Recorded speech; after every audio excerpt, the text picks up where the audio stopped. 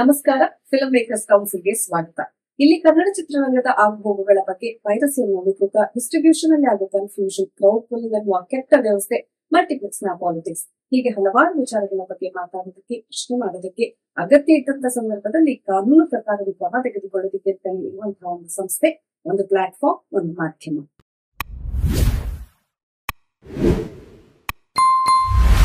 ಇವತ್ತು let's talk ನಲ್ಲಿ ನನ್ನ ಜೊತೆ ಅತಿಥಿಯಾಗಿ ಆಗಮಿಸಿರುವವರು ಸುಮಾರು 39 ವರ್ಷಗಳಿಂದ ಕನ್ನಡ ಚಲನಚಿತ್ರರಂಗದಲ್ಲಿ ಸಕ್ರಿಯವಾಗಿ ಕೆಲಸ ಮಾಡ್ತಾ ಇರುವವರು. ಇವರು ಜರ್ನಲಿಸ್ಟ್ ಕೂಡ ಆಗಿದ್ದಾರೆ. ಹಲವಾರು ಸಿನಿಮಾಗಳಲ್ಲಿ ಅಸೋಸಿಯೇಟ್ ಆಗಿ ಕೆಲಸ ಮಾಡಿದ್ದಾರೆ ಹಾಗೂ ಅವರೇ ಸಿನಿಮಾವನ್ನ ನಿರ್ದೇಶನ ಕೂಡ ಮಾಡಿದ್ದಾರೆ, ನಿರ್ಮಾಣ ಕೂಡ ಮಾಡಿದ್ದಾರೆ. ಈಗ ಕರ್ನಾಟಕದ ಪ್ರತಿಷ್ಠಿತ ಒಂದು ಸಂಘದ ಅಂದ್ರೆ ನಿರ್ದೇಶಕ ಸಂಘದ ಅಧ್ಯಕ್ಷರಾಗಿರುವಂತಹ NRK ವಿಶ್ವನಾಥ್ ಅವರು ನನ್ನ ಜೊತೆ ಲೆಟ್ಸ್ ಟಾಕ್ ನಲ್ಲಿ ಸಿನಿಮಾ ರಂಗದ ಆಗುಹೋಗುಗಳ ಬಗ್ಗೆ ಮಾತಾಡೋದಕ್ಕಿದ್ದಾರೆ. ಸೊ ಅವರ ಜೊತೆ ಮಾತಾಡೋದಕ್ಕಿಂತ ಮುಂಚೆ ನಾಗರ ಪಂಚಮಿ ಆಗಿದೆ. ಕರ್ನಾಟಕದಲ್ಲಿ ಆಷಾಢ ಮಾಸ ಮುಗ್ದಂತೆ ನಗೆ ಹಬ್ಬನು ಶುರು ಆಗಿದೆ ಫ್ರಮ್ ಸೋ ಸಿನಿಮಾದ ಮೂಲಕ. So congratulation to the entire film team. ಹಾಗೆ ಈ ಸಿನಿಮಾ ತುಂಬಾ ಕಂಟೆಂಟ್ ಫಿಲ್ಮ್ ಮೇಕರ್ಸ್ ಗೆ ಒಂದು ಹೋಪ್ಸ್ ಕೊಟ್ಟಿದೆ. ಇನ್ನಷ್ಟು ಸಿನಿಮಾಗಳನ್ನ ಮಾಡ್ರಪ್ಪ, ಜನ ಸಾಗರನೇ ಹರಿದು ಬರ್ತಾ ಇದೆ ಅಂತ ಹೇಳ್ಕೊಂಡು. ಈ ಸಿನಿಮಾದ ಜೊತೆಗೆ ಒಂದು ಖುಷಿಯಾದ ವಿಚಾರ ಏನಂತ ಹೇಳಿದ್ರೆ, ತುಂಬಾ ಫೇಸ್ಬುಕ್ ರೈಟರ್ಸ್ ನ ರಿವ್ಯೂಗಳನ್ನ ಓದ್ತಾ ಇದೆ. ಸಿನಿಮಾ ಅಂತೂ ಸೂಪರ್ ಆಗಿದೆ, ಸಿಕ್ಕಾಪಟ್ಟೆ ನಗಿಸುತ್ತೆ. ಅದ್ರ ಜೊತೆಗೆ ಒಂದಷ್ಟು ಫೇಸ್ಬುಕ್ ರೈಟರ್ಸ್ ಬರೀತಾರೆ, ಯಾವಂದ್ರೆ ಹೇಳಿದ್ರು ಸಿನಿಮಾ ನೋಡಕ್ಕೆ ಜನ ಬರಲ್ಲ, ಎಂತ ನೋಡಿ ಸಿನಿಮಾ ಮಾಡಿದ್ರೆ ಜನ ಬರ್ತಾರೆ ಅಂತ ಹೇಳ್ಕೊಂಡು. ಈ ಸಿನಿಮಾ ರಿಲೀಸ್ ಆಗೋದ್ಕಿಂತ ಒಂದ್ 2 ವಾರಕ್ಕಿಂತ ಮುಂಚೆನೋ ಅಥವಾ 2 ತಿಂಗಳಿಗಿಂತ ಹಿಂದೆನೋ ಅಥವಾ 2 ವರ್ಷಕ್ಕಿಂತ ಹಿಂದೆನೋ ಒಂದಷ್ಟು ಜನರು ಮಾತಾಡ್ತಿದ್ರು, ಯಾರ್ರೀ ಕಂಟೆಂಟ್ ಸಿನಿಮಾ ನೋಡ್ಲಿಕ್ಕೆ ಬರ್ತಾರೆ, ಸ್ಟಾರ್ ಗಳು ಇರ್ಬೇಕಪ್ಪ, ಇಲ್ಲ ನೋನ್ ಫೇಸ್ ಗಳು ಇರ್ಬೇಕು, ಜನರನ್ನ ಫೋರ್ಸಬಲ್ ಆಗಿ ತುಂಬೋದು ಸರ್, ಜನ ಬರಲ್ಲ ಸರ್ ಅಂತ ಹೇಳ್ದವ್ರನ್ನೆಲ್ಲ ಯಾವನ್ ಹೇಳಿದ್ರು ಸಿನಿಮಾ ನೋಡಕ್ ಬರಲ್ಲ, ಚೆನ್ನಾಗಿ ಸಿನಿಮಾ ಮಾಡಿದ್ರೆ ಚೆನ್ನಾಗ್ ಬರ್ತಾರೆ, ಸ್ಟಾರ್ ಗಳು ಬೇಕಾಗಿಲ್ಲ, ಕಂಟೆಂಟ್ ಇದ್ರೆ ಸಿನಿಮಾ ನೋಡಕ್ಕೆ ಬರ್ತಾರೆ ಅಂತ ಬರುವಂಗೆ ಮಾಡಿದ ಸೂಫ್ರಮ್ ಸೋ ಟೀಮ್ಗೆ ಹಾರ್ಟ್ಲಿ ಥ್ಯಾಂಕ್ ಯು. ಬಿಕಾಸ್ ನಮ್ಮಂತ ಕಂಟೆಂಟ್ ಪ್ರಿಯರು ಸಿನಿಮಾ ಮಾಡ್ಬೇಕು ಅಂತ ಹೇಳಿದಾಗ ಸಿಕ್ಕಾಪಟ್ಟೆ ಡಿಸ್ಕರೇಜ್ ಮಾಡ್ದವ್ರೆಲ್ಲ ಇವತ್ತು ವಾವ್ ಅಂತ ಶಬಾಷ್ ಹಾಕಿರೋಂಗೆ ಮಾಡಿದೀರಾ. ಅದಕ್ಕೆ ತುಂಬಾ ತುಂಬಾ ತುಂಬಾ ಥ್ಯಾಂಕ್ಸ್. ಹಾಗೇನೆ ಇದ್ರ ಜೊತೆಗೆ ಒಂದಷ್ಟು ಜನರು ಬಂದ್ರು, ಸಿನಿಮಾ ನೋಡ್ಲಿಕ್ಕೆ ಹೋಗಿದ್ದೆ, ಎಲ್ರು ಹೇಳ್ತಾರೆ ನಗಬೇಕು ಅಂತ, ಸಿಕ್ಕಾಪಟ್ಟೆ ನಗ್ಸುತ್ತೆ ಸಿನಿಮಾ, ನಾನ್ ಯಾಕೋ ಕೂತಿದ್ದೆ ನಗುನೇ ಬರ್ಲಿಲ್ಲ ಅಂತ ಹೇಳ್ಕೊಂಡು. ಬಹುಶಃ ನೀವು ರಾಂಗ್ ಪ್ಲೇಸ್ ಹೋಗಿದ್ದೀರಾ, ನಿಮಗೆ ನಗು ಬರ್ತಿಲ್ಲ ಅಂತ ಹೇಳಿದ್ರೆ ದುಡ್ಡು ಕೊಟ್ಟು ಬುಕ್ ಮೈ ಶೋ ನಲ್ಲಿ ಟಿಕೆಟ್ ಬುಕ್ ಮಾಡಿ ಅಥವಾ ಫ್ರೆಂಡ್ಸ್ ಮೂಲಕೋ ಅಥವಾ ಲೈನ್ ಅಲ್ಲಿ ನಿಂತು ಟಿಕೆಟ್ ತಗೊಂಡು ಫ್ರಮ್ ಸೋ ಸಿನಿಮಾಗೆ ಹೋದ್ರೆ ಖಂಡಿತ ನಿಮ್ಗೆ ನಗು ಬರ್ಲಿಕ್ಕಿಲ್ಲ. ನೀವು ಕನ್ಸಲ್ಟ್ ಮಾಡ್ಬೇಕಾದಂತ ಪ್ಲೇಸ್ ಬೇರೆನೇ ಇರಬಹುದು, ಅಥವಾ ನಿಮ್ಮ ಮನಸ್ಥಿತಿಯನ್ನು ಚೇಂಜ್ ಮಾಡ್ಕೋಬೇಕು. ಒಬ್ರು ಬೆಳೀತಿದ್ದಾರೆ, ಒಬ್ರು ಚೆನ್ನಾಗ್ ಆಗ್ತಿದ್ದಾರೆ ಅಂದ್ರೆ ಅವ್ರ ಬಗ್ಗೆ ಹೊಟ್ಟೆ ಕಿಚ್ಚ ಪಟ್ಕೊಂಡು ಹಿಂಗೆಲ್ಲ ಬರೆಯೋದ್ರಿಂದ ಏನೂ ಪ್ರಯೋಜನ ಇಲ್ಲ. ಗೆದ್ದವ್ರು ಗೆದ್ದಿದ್ದಾರೆ, ಸೊ ಅವ್ರ ಮುಂದೆ ಹೋಗಿದ್ದಾರೆ. ಸೊ ತಮ್ಮ ಮನಸ್ಥಿತಿಯನ್ನ ಚೇಂಜ್ ಮಾಡ್ಕೊಳ್ಳಿ. ಇಲ್ಲ ಇಲ್ಲಿಗೆ ದುಡ್ಡು ಖರ್ಚು ಮಾಡ್ಬೇಡಿ, ಎಲ್ಲಿ ಖರ್ಚು ಮಾಡ್ಬೇಕು ಅಲ್ಲಿ ಖರ್ಚು ಮಾಡಿ. ನಿಮಗೆ ನಗು ಬರ್ತಿಲ್ಲ ಅಂದ್ರೆ ಆ ಕಾಯಿಲೆಗೆ ಚಿಕಿತ್ಸೆ ಪಡ್ಕೊಳ್ಳಿ ಅಂತ ಹೇಳ್ತಾ ನನ್ನ ಕಾರ್ಯಕ್ರಮವನ್ನ ಶುರು ಮಾಡ್ತಾ ಇದ್ದೀನಿ. So let's talk. Welcome you all to my show. Sir ನಮಸ್ತೆ. ನಮಸ್ತೆ, welcome to the show. Thank you. ಹೇಗಿದ್ದೀರಿ? ಚೆನ್ನಾಗಿದೆ ಮೇಡಮ್. ಯಾವ ಸಿನಿಮಾ ಮಾಡ್ತಾ ಇದ್ದೀರಾ? ಇವಾಗ ಆಕ್ಚುಲಿ ನಾನು ಪ್ರೊಡಕ್ಷನ್ ಮಾಡ್ತಾ ಇದ್ದೀನಿ. ಈ ವರ್ಷ ರಿಲೀಸ್ಗೆ ಪ್ಲಾನ್ ಇದೆ. ನಮ್ಮ ತಂಗಿ ಡೈರೆಕ್ಷನ್ ಮಾಡಿದ. ಯಾವ ಸಿನಿಮಾ ಸರ್? ಆಕ್ಚುಲಿ ಅವಾಗ ಅದಕ್ಕೆ ನಾವು ಸಿನಿಮಾ ಸ್ಟಾರ್ಟ್ ಮಾಡಿ ಇಲ್ಲಿವರೆಗೆ ರಾರಾ ಅಂತ ನೇಮ್ ಇದೆ, ಯಾಕೋ ಡಿಲೇ ಆಗ್ತಾ ಇದೆ. ಅದಕ್ಕೆ ಒಂದು ಕಡೆಯಿಂದ ಹೆಸರು ಚೇಂಜ್ ಮಾಡ್ಬೇಕು ಅಂತ ಹೇಳ್ತಿದ್ದಾರೆ, ನೋಡ್ಬೇಕು ಏನು ಅಂತ. ಬಟ್ ಈ ವರ್ಷ ರಿಲೀಸ್ ಮಾಡ್ತೀವಿ. ಸಿಜಿದ ಕೆಲಸ ಮಾತ್ರ ಬಾಕಿ ಇದೆ, ಬಾಕಿ ಎಲ್ಲ ಮುಗಿದೋಗ್ಬಿಟ್ಟಿದೆ. ಸೂಪರ್ ಸರ್, ಆಗ್ಲಿ, all the best. Thank you. Sir ಎಷ್ಟು ವರ್ಷ ಆಯ್ತು ನೀವು ಕನ್ನಡ ಸಿನಿಮಾ ಇಂಡಸ್ಟ್ರಿನಲ್ಲಿ ಕೆಲಸ ಮಾಡೋದಕ್ಕೆ ಶುರು ಮಾಡಿ? ನಾನು ಆಕ್ಚುಲಿ 86ಗೆ ಇಂಡಸ್ಟ್ರಿಗೆ ಬಂದೆ.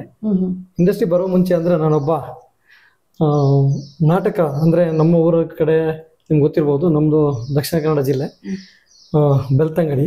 ಮೂಲತಃ ನಾನು ಹುಟ್ಟಿದ್ದು ಬೆಳ್ತಂಗಡಿ. ಅವಾಗ ನಾನು 1ನೇ ಕ್ಲಾಸಲ್ಲಿ ಓದ್ತಿರ್ಬೇಕಾದ್ರೆ ನಮಗೆ ನಮ್ಮ ಟೀಚರು ಡ್ಯಾನ್ಸು ಡ್ರಾಮಾದ ಬಗ್ಗೆ ನನಗೆ ತರಬೇತಿಯನ್ನು ಕೊಟ್ಟರು. ಹಾಗೆ ಹೋಗ್ತಾ ಹೋಗ್ತಾ ನನಗೆ ನಾಟಕಕ್ಕೆ ಲೇಡಿ ಪಾರ್ಟಿಗೆ ನಾನು ಜಾಸ್ತಿ ಆಯ್ಕೆ ಆದೆ. ಅದು ಸ್ವಲ್ಪ ಡ್ರಾಮಾ ಅಲ್ಲ, ಯಾವುದೇ ಡ್ರಾಮಾ ಇದ್ರೂ ವಿಶ್ವನಾಥನ ಕರೆದ್ಬಿಡಿ, ಲೇಡಿ ಪಾರ್ಟ್ ಫಿಕ್ಸ್ ಆಗೋಯ್ತು ನನಗೆ. ಹಾಗೆ ಲೇಡಿ ಪಾರ್ಟ್ ಮಾಡ್ತಾ ಮಾಡ್ತಾ ಮಾಡ್ತಾ ಎಲ್ಲರೂ ಹೇಳೋರು, ಈಶ್ವರ್ ನೀನು ಸಿನಿಮಾದಲ್ಲಿ ಯಾಕೆ ಮಾಡ್ಬೋದು, ಬರೀ ಡ್ರಾಮಾ ಎಲ್ಲಿ ನೋಡಿದ್ರು ಯಾವ ಸ್ಟೇಜಲ್ಲಿ ಯಾವ ಊರಲ್ಲಿ ಕೂಡ ನಮ್ಮ ಬೆಳ್ತಂಗಡಿ ತಾಲೂಕಿನ ಹೆಚ್ಚಿನ ಗ್ರಾಮಗಳಲ್ಲಿ ಏನು ವಾರ್ಷಿಕೋತ್ಸವ ಆದ್ರೂ ಡ್ರಾಮಾಗಳಾದ್ರೂ ಕೂಡ ಸ್ತ್ರೀ ಪಾತ್ರವನ್ನ ಮಾಡೋಕ್ಕೆ ನನ್ನನ್ನು ಕರಿತಿದ್ರು. ಅದರಿಂದ ಎಲ್ಲರೂ ಒತ್ತಾಯ ಕೂಡ ಅದೇ ಆಗಿತ್ತು, ಏನಂದ್ರೆ ನೀವು ಸಿನಿಮಾದಲ್ಲಿ ಯಾಕೆ ಮಾಡ್ಬೋದು ಅಂತ. ಅದಕ್ಕೋಸ್ಕರ ಬೆಂಗಳೂರು ಬಂದೆ, ಸಿನಿಮಾ ದಲ್ಲಿ ಚಾನ್ಸ್ಗೋಸ್ಕರ ಬೆಂಗಳೂರು ಬಂದೆ. ಒಂದಷ್ಟು ಅಲೆದಾಡ್ದೆ ಕೂಡ, ಅವಕಾಶ ಸಿಗುತ್ತಾ ಸಿಗುತ್ತಾ ಸಿಗುತ್ತಾ ಅಂತ ಓಡಾಡಿದೆ. ಅಷ್ಟೊತ್ತಿಗೆ 1986 ನಂಜುಂಡಪ್ಪ ಅವ್ರನ್ನ ಭೇಟಿಯಾದೆ ಟೂರಿಸ್ಟ್ ಹೋಟ್ಲಲ್ಲಿ. ಅವರು ಹೇಳಿದ್ರು, ಇಲ್ಲ ನಿನಗೆ ನಾನು ಪಾತ್ರ ಕೊಡ್ತೀನಿ, ನೆಕ್ಸ್ಟ್ ನಮ್ಮ CB ಶಂಕರಲ್ಲಿ ನಿಮ್ಗೆ ಕೊಡ್ತೀನಿ ಅಂದರು. ಬಟ್ ಅಲ್ಲಿ ನಂದು ಸ್ವಲ್ಪ ಫಾಲ್ಟ್ ಆಯಿತು ಅನ್ಸುತ್ತೆ. ಅವರು ನನಗೆ ಒಳ್ಳೆ ಒಂದು ಆಪರ್ಚುನಿಟಿ ಕೊಟ್ಟಿದ್ರು. ನನಗೆ ಸಿನಿಮಾ ರಂಗದ ಬಗ್ಗೆ ಜಾಸ್ತಿ ಮಾಹಿತಿ ಇರಲಿಲ್ಲ. ಏನಿದ್ರು ಡ್ರಾಮಾ ಈ ಥರ ಇರುತ್ತೆ, ಕರೆದಾಗ ಹೋಗಿ ಪಾರ್ಟ್ ಮಾಡುವ ಆತ ಗೊತ್ತಿತ್ತು. ಬಟ್ ಸಿನಿಮಾದಲ್ಲಿ ಏನಾಯಿತು ಅಂದರೆ, ಕೋರಮಂಗಲದಲ್ಲಿ ಲೊಕೇಶನ್ ಕರೆದ್ರು. ಸುಮನ್ ರಂಗನಾಥ್ ಅವರ ಸೀನ್ ನಡೀತಿತ್ತು, ಶಶಿಕುಮಾರ್ ಮತ್ತು ಸುಮನ್ ರಂಗನಾಥ್ ಅವರ ಸೀನ್ ನಡೀತಿತ್ತು. ಅಲ್ಲಿ ಕರೆದಿದ್ರು. ನನಗೆ ಗೊತ್ತಿರಲಿಲ್ಲ. ಎಲ್ಲ ಕಲಾವಿದರು, ಅವರು ಸಹ ಕಲಾವಿದರು ಎಲ್ಲ ಕೂತಿರುವ ಜಾಗದಲ್ಲಿ ನಾನು ಇದ್ದಾಗ ಅಸೋಸಿಯೇಟ್ ಡೈರೆಕ್ಟರ್ ಬನ್ರಿ ಅದೊಂದು ಸೀನ್ ಇದೆ ಬನ್ನಿ ಅಂದರು. 4-5 ಜನ ನಿಂತಿದ್ರು, ನಾನು ಅವ್ರ ಜೊತೆ ಹೋಗಿ ನಿಂತು. ನನಗೆ ಗೊತ್ತಿಲ್ಲ, ಎಲ್ಲ ಸೀನ್ಗಳೆಲ್ಲ ಆಯಿತು. ಯಾಕೋ ಡೈರೆಕ್ಟರ್ ಒಂದು ಲುಕ್ ಕೊಟ್ಟರು. ನಾನೇನು ಅದ್ರ ಬಗ್ಗೆ ಏನು ನಂಗೆ ಗೊತ್ತಿಲ್ಲ, ಇಂಡಸ್ಟ್ರಿ ಬಗ್ಗೆ ಗೊತ್ತಿಲ್ಲ, ಏನಂತಲೇ ಗೊತ್ತಿಲ್ಲ. ಸ್ವಲ್ಪ ಒಂದು ಸಾಯಂಕಾಲ ಆದ ತಕ್ಷಣ 4 ಗಂಟೆಗೆ, ಸರ್ ಯಾವಾಗ ಸರ್ ನಮ್ಮದು ನೆಕ್ಸ್ಟ್ ನಿಂದು ಇನ್ನೆಲ್ಲಿದೆ ಅಂದರು. ಯಾಕೆ ಜೂನಿಯರ್ ಆಗಿ ಯಾಕೆ ಮಾಡ್ಬಿಟ್ಟಲ್ಲ ನೀವು, ಇನ್ನು ಯಾರು ಬರಕ್ಕೆ ಹೇಳಿದ್ರು, ನಿನಗೆ ಸೀನ್ ಸಪ್ರೇಟ್ ಹೇಳಿಲ್ವ ಹಂಗೆ ಅಂತ ಬೈದ್ರು. ಸರ್ ಗೊತ್ತಿರಲಿಲ್ಲ, ಏನೋ ಮಿಸ್ಟೇಕ್ ಆಗಿದೆ ಅಂದರೆ. ಇಲ್ಲ ಈಗ ಆಗೋಗಿದೆ, ಯಾಕೆಂದರೆ ಅದು 2 ಸೀನ್ ಇತ್ತು, 2 ಸೀನಲ್ಲಿ ನೀನು ಎಂಟ್ರಿ ಆಗಿಬಿಟ್ಟಿದ್ಯಾ. ಯಾಕಂದರೆ ಅದರಲ್ಲಿ ಬೇರೆ ಬೇರೆ ಕಲಾವಿದರು ಇರೋದ್ರಿಂದ ನಿನಗೋಸ್ಕರ ಅದನ್ನು ಕಟ್ ಮಾಡೋಕ್ಕೆ ಬರಲ್ಲ. ಅದರಿಂದ ಈ ಸಿನಿಮಾ ಆಗೋಯ್ತು, ಏನಾದರೂ ನೆಕ್ಸ್ಟ್ ಸಿನಿಮಾ ಹೇಳ್ತೀನಿ ನಾನು. ಯಾಕೋ ನಿರಾಶೆ ಆಗ್ಬಿಡ್ತು ನನಗೆ. ಏನೋ ಎಷ್ಟೊಂದು ಆಸೆ ಇಟ್ಕೊಂಡು ಏನೋ ಸಿನಿಮಾದಲ್ಲಿ ಆಕ್ಟರ್ ಆಗ್ತೀನಿ ಅಂತ ಬಂದಿದ್ದೀನಿ. ಆಮೇಲೆ ಊರ ಕಡೆ ಎಲ್ಲ ಹೇಳ್ಬಿಟ್ಟಿದ್ದೆ, ನಾನು ಒಂದು ಸಿನಿಮಾದಲ್ಲಿ ಆ್ಯಕ್ಟ್ ಮಾಡಿದ್ದೀನಿ ಹಂಗೆ ಅಂತ ಹೇಳಿದ್ದೀನಿ. ಆದರೆ ಏನು ಮಾಡೋದು, ಬಟ್ ನನಗೆ ಊರಿಗೆ ಹೋಗಿ ಮನಸ್ಸಿಲ್ಲ, ಬಂದಾಗಿದೆ, ಆ್ಯಕ್ಟಿಂಗ್ ಇಲ್ಲ, ಏನು ಮಾಡೋದು. 1-2-3 ಕಡೆ ಹೋದರೆ ಯಾರು ಕೂಡ ನಮಗೆ ಅದೊಂದು ರೆಸ್ಪಾನ್ಸ್ ಕೊಡೋ ಥರ ಇರಲಿಲ್ಲ. ನನಗೆ ಊರ ಕಡೆ ಏನಾಗಿತ್ತು ಅಂದರೆ, ಡ್ರಾಮಾದಲ್ಲಿ ಹೋದ ತಕ್ಷಣ ನಮ್ಮನ್ನು ಕರೆಸ್ತಾರೆ, ಮೇಕಪ್ ಹಾಕ್ತಾರೆ, ಸ್ಟೇಜಿಗೆ ಹೋಗ್ತೀವಿ, ಅಷ್ಟೇ ಗೊತ್ತಿತ್ತು. ಇಲ್ಲಿ ಇಷ್ಟೆಲ್ಲ ಅಲೆದಾಡೋರು, ಯಾರೂ ನನಗೆ ಅವಕಾಶ ಕೊಡ್ತಿಲ್ಲ ಅಂಥೇಳಿ ಆವಾಗ ಒಂದು ಅಷ್ಟು ಜನ ಡೈರೆಕ್ಟ್ರುಗಳು, ನಾನು ಯಾರನ್ನು ಭೇಟಿ ಆಗ್ತೀನೋ ಅವರು ನನಗೆ ಒಂದು ಸಜೆಷನ್ ಕೊಟ್ಟರು. ನೀನು ಯಾಕೆ ಅಸಿಸ್ಟೆಂಟ್ ಡೈರೆಕ್ಟರ್ ಆಗಬಾರ್ದು, ಏನೋ ಅಸಿಸ್ಟೆಂಟ್ ಡೈರೆಕ್ಟರ್ ಆಗು, ನಾವೆಲ್ಲ ಅವಕಾಶ ಕೊಡ್ತೀವಿ ಅನ್ನೋ ಒಂದು ಮಾತು ಬಂತು. ಅದರಿಂದ 1-2-3 ಡೈರೆಕ್ಟರ್ಗಳ ಜೊತೆ, ಅಂದರೆ ಅವರು ಫಸ್ಟೇ ನನಗೆ ಕ್ಲ್ಯಾಪ್ ಕೊಟ್ಟಿಲ್ಲ, ಫಸ್ಟು ಫೀಲ್ಡ್ ಕ್ಲಿಯರ್ ಮಾಡೋದು. ಇವಾಗಿನ ಸಿನಿಮಾ ನಿರ್ದೇಶನ ವಿಭಾಗದಲ್ಲಿ ಈ ಥರದ್ದೆಲ್ಲ ಕೆಲಸಗಳಿಗಿರಲ್ಲ, ಆಗಿನ ಕಾಲದಲ್ಲಿ ಅದೆಲ್ಲ ಇತ್ತು.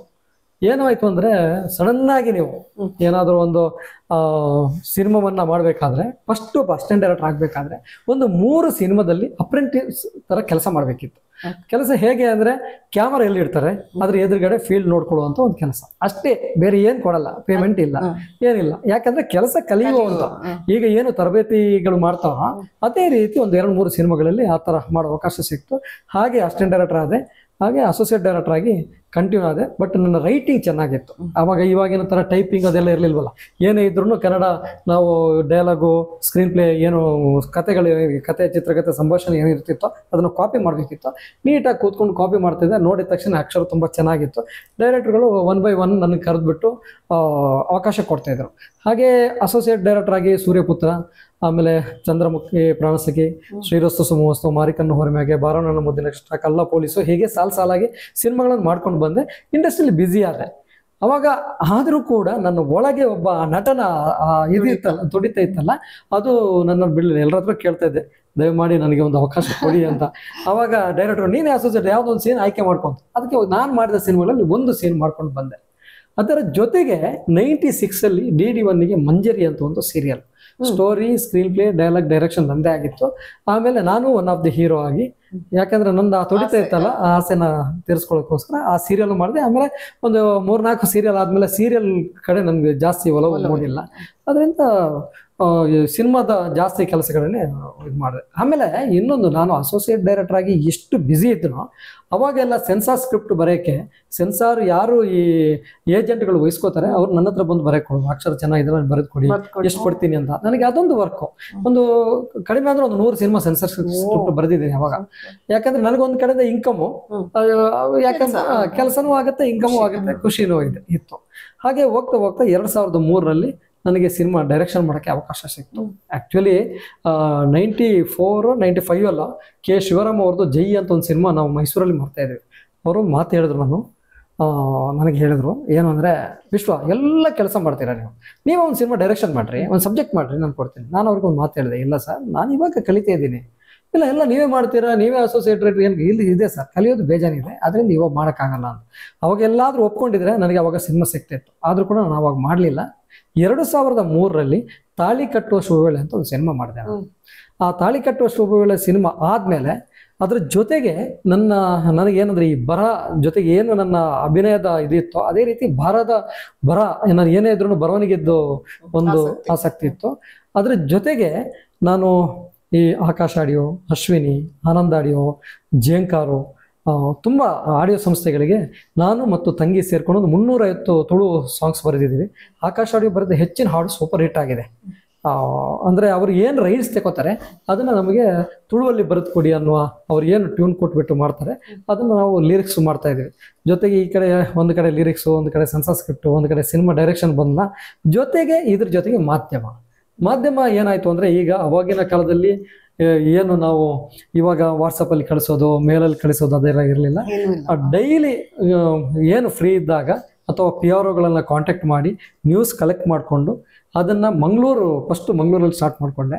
ಮಂಗಳೂರು ಮಿತ್ರ ಇರ್ಬೋದು, ಅಲ್ಲಿ ಹೊಸದಿ ಅಲ್ಲ ಬರೀ ಇಲ್ಲಿಂದ ಬೆಂಗಳೂರು ನನಗೆ ಆಫೀಸ್ ಹೋಗೋ ಕೆಲಸ ಇರಲ್ವಲ್ಲ, ಆಫೀಸ್ ಹೋದ್ರೆ ಇಲ್ಲಿ ಸಿನಿಮಾ ಮಾಡೋಕ್ಕಾಗಲ್ಲ.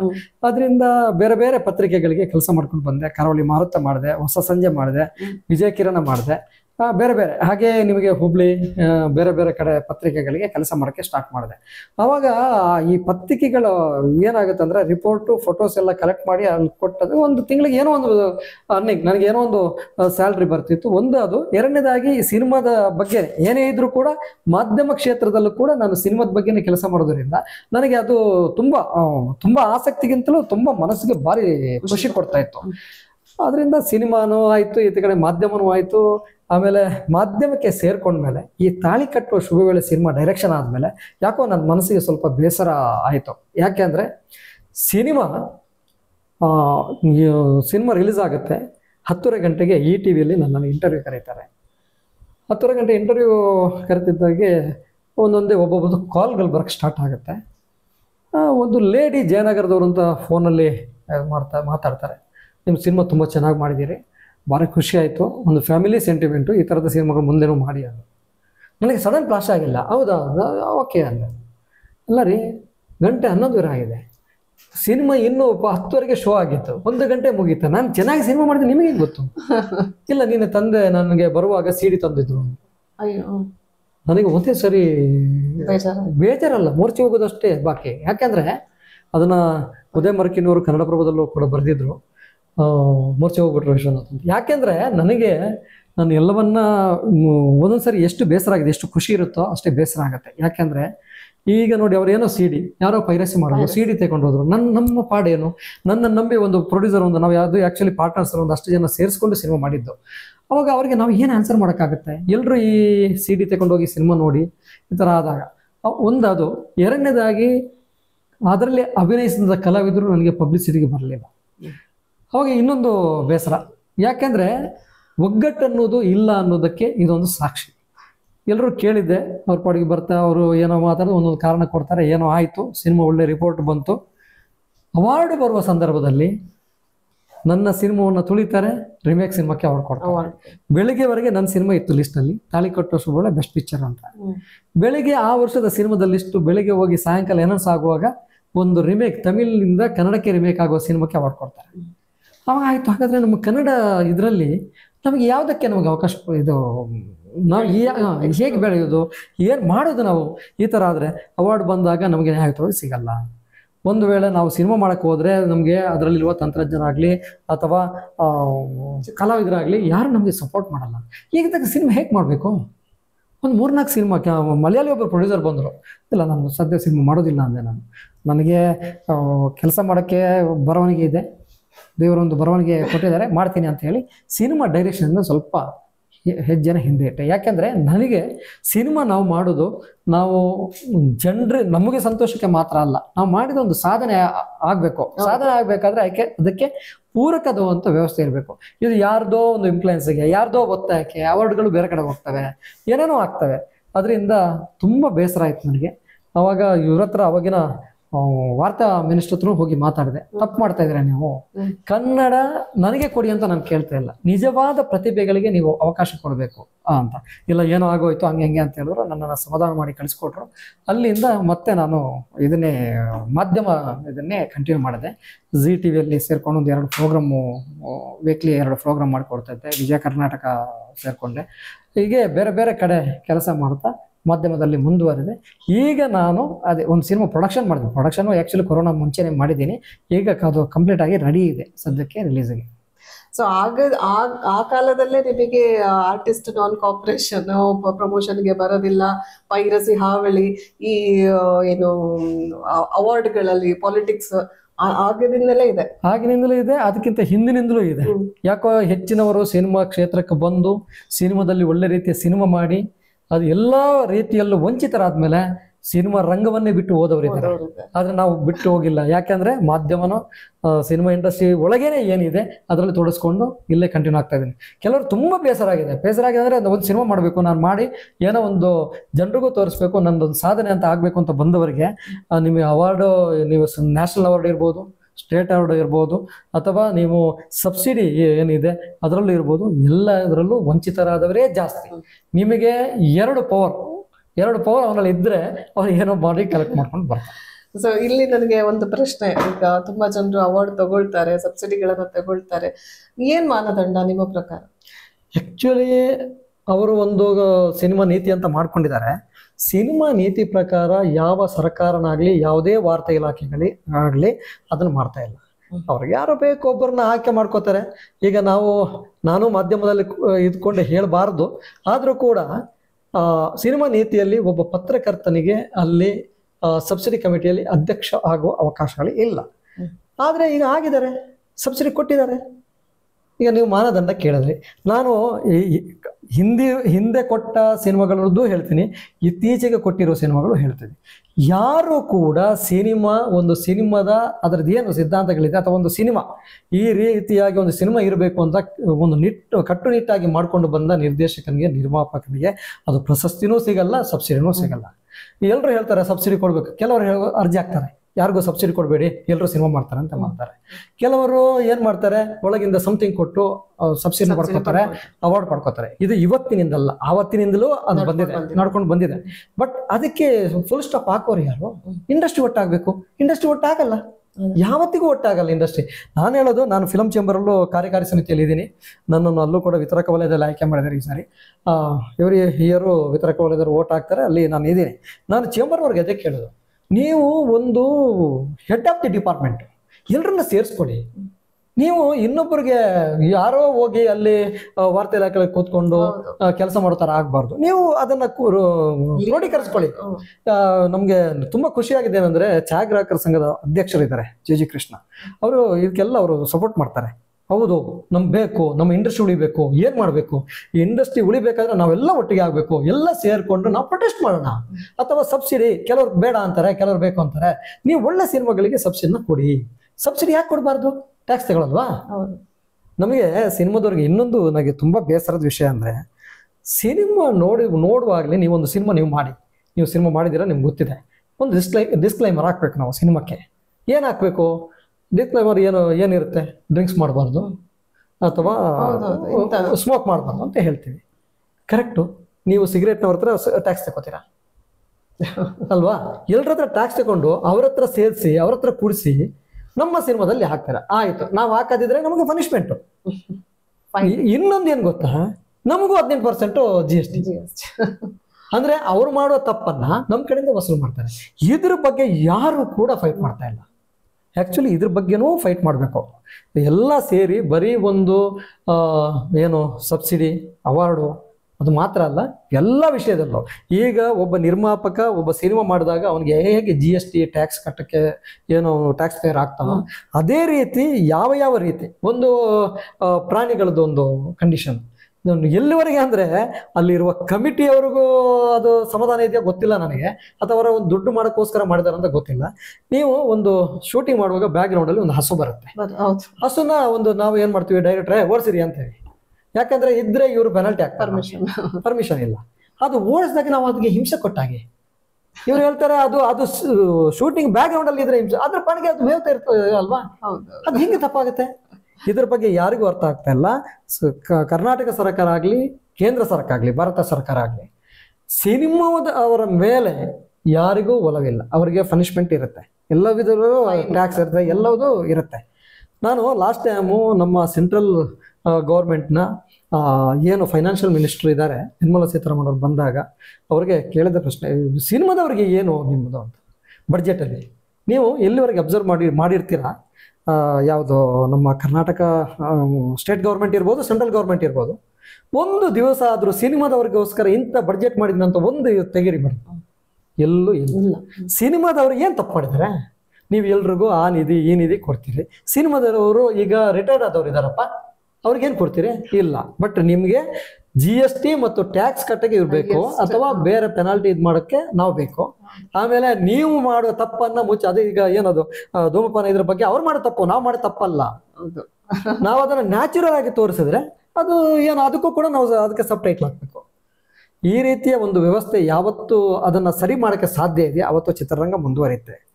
ಅದೇ ರೀತಿ ಈಗ ನಮ್ಮ ಇದು ಏನು ಇಂಡಸ್ಟ್ರಿ ಅಂದರೆ ಒಂದು ಚೇಂಬರು ಎಲ್ಲರನ್ನ ಒಗ್ಗೂಡಿಸ್ಕೊಂಡು ಕೂರಿಸ್ಕೊಂಡು ಏನಾಗಬೇಕು ಜೊತೆಯಲ್ಲಿ ಸೇರಿಕೊಂಡು ಕನ್ನಡ ಸಿನಿಮಾಗಳಿಗೆ, ಕರ್ನಾಟಕದಲ್ಲಿ ತಯಾರಾಗುವ ನಮ್ಮ ಕರ್ನಾಟಕದ ಮಣ್ಣಿನ ಸಿನಿಮಾಗಳಿಗೆ ಅವರು ಸಪೋರ್ಟ್ ಮಾಡಬೇಕು. ಸರ್, ನೀವು ಹೇಳಿದ್ರೆ ಎಲ್ಲರೂ ಒಗ್ಗೂಡಿಕೊಂಡು ಮಾಡಬೇಕು ಅಂತ, ಬಟ್ ಒಗ್ಗಟ್ಟೇ ಇಲ್ಲ.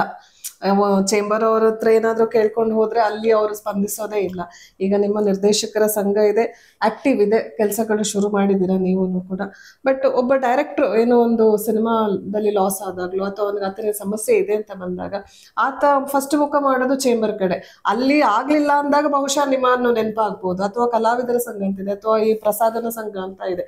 ಬಟ್ ಯಾಕೆ ಯಾರಲ್ಲೂ ಒಗ್ಗಟ್ಟಿಲ್ಲ? ಅಂಡ್ ಒಂದು ಸಿನಿಮಾಗೆ ರಿಲೇಟೆಡ್ ಬೇಕಾದಂತಹ ಒಂದು ಏನು ಜ್ಞಾನವನ್ನ ಶೇರ್ ಮಾಡೋದಿರ್ಬೋದು, ವರ್ಕ್ಶಾಪ್ ಮಾಡೋದಿರ್ಬೋದು, ಇಂಥ ಆಕ್ಟಿವ್ ಕೆಲಸಗಳನ್ನ ಮಾಡಿದ್ರೆ ಬಹುಶಃ ಎಲ್ಲರೂ ಒಟ್ಟಿಗೆ ಸೇರಿದಾಗ ಒಬ್ಬರೊಬ್ಬರ ಸಮಸ್ಯೆಗಳನ್ನ ಆಲಿಸ್ಕೊಳ್ಳೋದು, ಒಬ್ಬರೊಬ್ಬರ ಸಂತೋಷವನ್ನ ಶೇರ್ ಮಾಡ್ಕೊಳ್ಳೋದು, ಇಂಥ ಕೆಲಸಗಳು ಯಾಕೆ ನಡೀತಾ ಇಲ್ಲ? ಈಗ ನೀವು ಇದು ಏನು ಸಂವಾದಗಳು ಅಥವಾ ಚರ್ಚೆಗಳು ಏನು ಆಗಬೇಕು ಅಂತ ನೀವು ಹೇಳಿದ್ರಿ, ಖಂಡಿತವಾಗಿ ಆಗಲೇಬೇಕು. ಈಗ ಇತ್ತೀಚೆಗೆ ಬರುವಂಥ ಈಗ ಈ ಏನು ಮೊಬೈಲಲ್ಲೂ ಕೂಡ ಸಿನಿಮಾಗಳು ಮಾಡೋದ್ರಿಂದ ಎಲ್ರಿಗೂ ಸರಿಯಾದಂಥ ಮಾಹಿತಿ ಬೇಕಾಗುತ್ತೆ. ಅವರು ಕೂಡ ಇಂಥ ಒಂದು ಇದರಲ್ಲಿ ಬಂದು ಕೂತ್ಕೊಂಡು ಸೆಮಿನಾರ್ಗಳಲ್ಲಿ ಕೂತ್ಕೊಂಡು ಅದನ್ನು ತಿಳ್ಕೊಂಡು ಮಾಡಬೇಕಾಗತ್ತೆ. ಆದರೆ ಈ ಎಲ್ಲವನ್ನೂ ಮಾಡೋಕ್ಕೋಸ್ಕರನೇ ಕರ್ನಾಟಕ ಸರ್ಕಾರ ಚಲನಚಿತ್ರ ಅಕಾಡೆಮಿಯನ್ನು ಒಂದು ಫಿಕ್ಸ್ ಮಾಡುತ್ತೆ. ಈ ಕರ್ನಾಟಕ ಚಲನಚಿತ್ರ ಅಕಾಡೆಮಿಯ ಅಂಡರಲ್ಲಿ ಕರ್ನಾಟಕ ಚಲನಚಿತ್ರ ವಾಣಿಜ್ಯ ಮಂಡಳಿ, ನಿರ್ಮಾಪಕರ ಸಂಘ, ನಿರ್ದೇಶಕರ ಸಂಘ, ಕಲಾವಿದರ ಸಂಘ, ಒಕ್ಕೂಟ ಎಲ್ಲವೂ ಇದೆ. ಅದು ಇದ್ದುಕೊಂಡು ಅದು ರೂಪಿತ ಆಗಿದೆ. ಆ್ಯಕ್ಚುಲಿ ಅವರು ಎವ್ರಿ ಮಂತು ವಿಲೇಜ್ಗಳಲ್ಲಿ ಹೋಗಿ ಕಾರ್ಯಕ್ರಮ ಮಾಡಬೇಕು ಅಂತ ಬಯಲದಲ್ಲಿದೆ. ಬಟ್ ಅವ್ರು ಮಾಡ್ತಾ ಇಲ್ಲ ಅಂದ್ರೆ ಯಾರಿಗೂ ನಮ್ಮ ಇಂಡಸ್ಟ್ರಿ ಉದ್ಧಾರ ಆಗಬೇಕು ಅನ್ನೋ ಭಾವನೆ ಅಕಾಡೆಮಿಗೂ ಇಲ್ಲ, ಫಿಲಂ ಚೇಂಬರ್ಗೂ ಇಲ್ಲ, ನಮಗೂ ಇಲ್ಲ ಅಂತಲೇ ಹೇಳೋದು. ಯಾಕಂದ್ರೆ ನಾನು ಒಬ್ಬ ಮಾಡಿದ್ರೆ ಸಾಲದು, ಎಲ್ಲರೂ ಸೇರ್ಕೊಂಡು ಮಾಡ್ಬೇಕಾಗತ್ತೆ. ಈಗ ಇನ್ನೊಂದು ನಿರ್ದೇಶಕರ ಸಂಘದಿಂದ ನಾವು ಏನು ಮಾಡಬೇಕು ಅಂತ ಹೋಗ್ಬೇಕು. ಆದ್ರೆ ನಮಗೆ ಹಿಂದೆ ನಮ್ಗೆ ಏನಾಯ್ತು, ನಮ್ಮ ನಿರ್ದೇಶಕರ ಸಂಘ ಬಂದು ಪುಟ್ಟಣ್ಣ ಕನಗಾರ್ ಧೀಮಂತ ನಿರ್ದೇಶಕ, ಅವ್ರ ಜೊತೆ ಲಕ್ಷ್ಮೀನಾರಾಯಣ ರಾವ್, ಸಿದ್ಧಲಿಂಗಯ್ಯ ಅವರು, ದೊಡ್ಡ ರಾಜೇಂದ್ರ ಸಿಂಗ್ ಅವರು ಎಲ್ಲ ಇದ್ರು, ಅದ್ರಲ್ಲಿ ನಾಗಪ್ಪನವರು ಎಲ್ಲ ದೊಡ್ಡ ನಿರ್ದೇಶಕರು, ಗಿರೀಶ್ ಕಾಸರವರು ಎಲ್ಲೆಲ್ಲ ಸೇರ್ಕೊಂಡು ಕಟ್ಟಿದಂತ ಒಂದು ಸಂಸ್ಥೆ ತುಂಬ ಚೆನ್ನಾಗಿ ನಡ್ಕೊಂಡು ಬಂತು. ಒಂದಷ್ಟು ಜನ ಅಧ್ಯಕ್ಷರಾಗಿದ್ದಾಗ ತುಂಬ ಚೆನ್ನಾಗಿ ನಡ್ಕೊಂಡು ಬಂತು. ನಾನು ಕೂಡ ಅಸಿಸ್ಟೆಂಟ್ ಡೈರೆಕ್ಟರ್ ಆಗಿ 89ರಲ್ಲಿ ಮೆಂಬರ್ ಆಗಿದ್ದೆ, ಅಸೋಸಿಯೇಟ್ ಆಗಿ 92 ಅಲ್ಲಾದೆ, ಡೈರೆಕ್ಟರ್ ಆಗಿ 2003ರಲ್ಲಿ ಮೆಂಬರ್ ಆಗಿದ್ದೆ. ಬಟ್ ಅಲ್ಲಿವರೆಗೆ ತುಂಬ ಚೆನ್ನಾಗಿ ಹೋಗ್ತಾ ಇತ್ತು. ಹೋಗ್ತಾ ಅದೇನೋ ಯಾರ ದೃಷ್ಟಿ ಬೀಳುತ್ತೋ ಏನೋ ಅಂತ ಗೊತ್ತಿಲ್ಲ ನನಗೆ. ನೆಕ್ಸ್ಟು ಅಲ್ಲಿಂದ ಹಾಗೆ ರಮೇಶ್ ಅವರು ಅಧ್ಯಕ್ಷರಾಗ್ತಾರೆ. ಅವರಾದ್ಮೇಲೆ ಇವರು ನಾಗೇಂದ್ರ ಪ್ರಸಾದ್ ಅವರಾದರು. ನಾಗೇಂದ್ರ ಪ್ರಸಾದ್ ಅವರು ಫಸ್ಟ್ ಟರ್ಮ್ ಆದಾಗಲೂ ಏನು ಪ್ರಾಬ್ಲಮ್ ಆಗಿಲ್ಲ. ಸೆಕೆಂಡ್ ಟರ್ಮ್ ಆದ್ಮೇಲೆ ಏನಾಯ್ತು, ಸರಿಯಾದ ರೀತಿಯಲ್ಲಿ ಆಗಲ್ಲ ಅಂತ ಹೇಳ್ಬಿಟ್ಟು ಅವರನ್ನ ಚೇಂಜ್ ಮಾಡಿ ಎಲೆಕ್ಷನ್ ಇಲ್ದೇನೆ ಮಾಡಕ್ಕೆ ಹೊರಟರು. ಆ ಸಂದರ್ಭದಲ್ಲಿ ಟಿ ಸಿ ವೆಂಕಟೇಶ್ ಅವರು ಬಂದರು.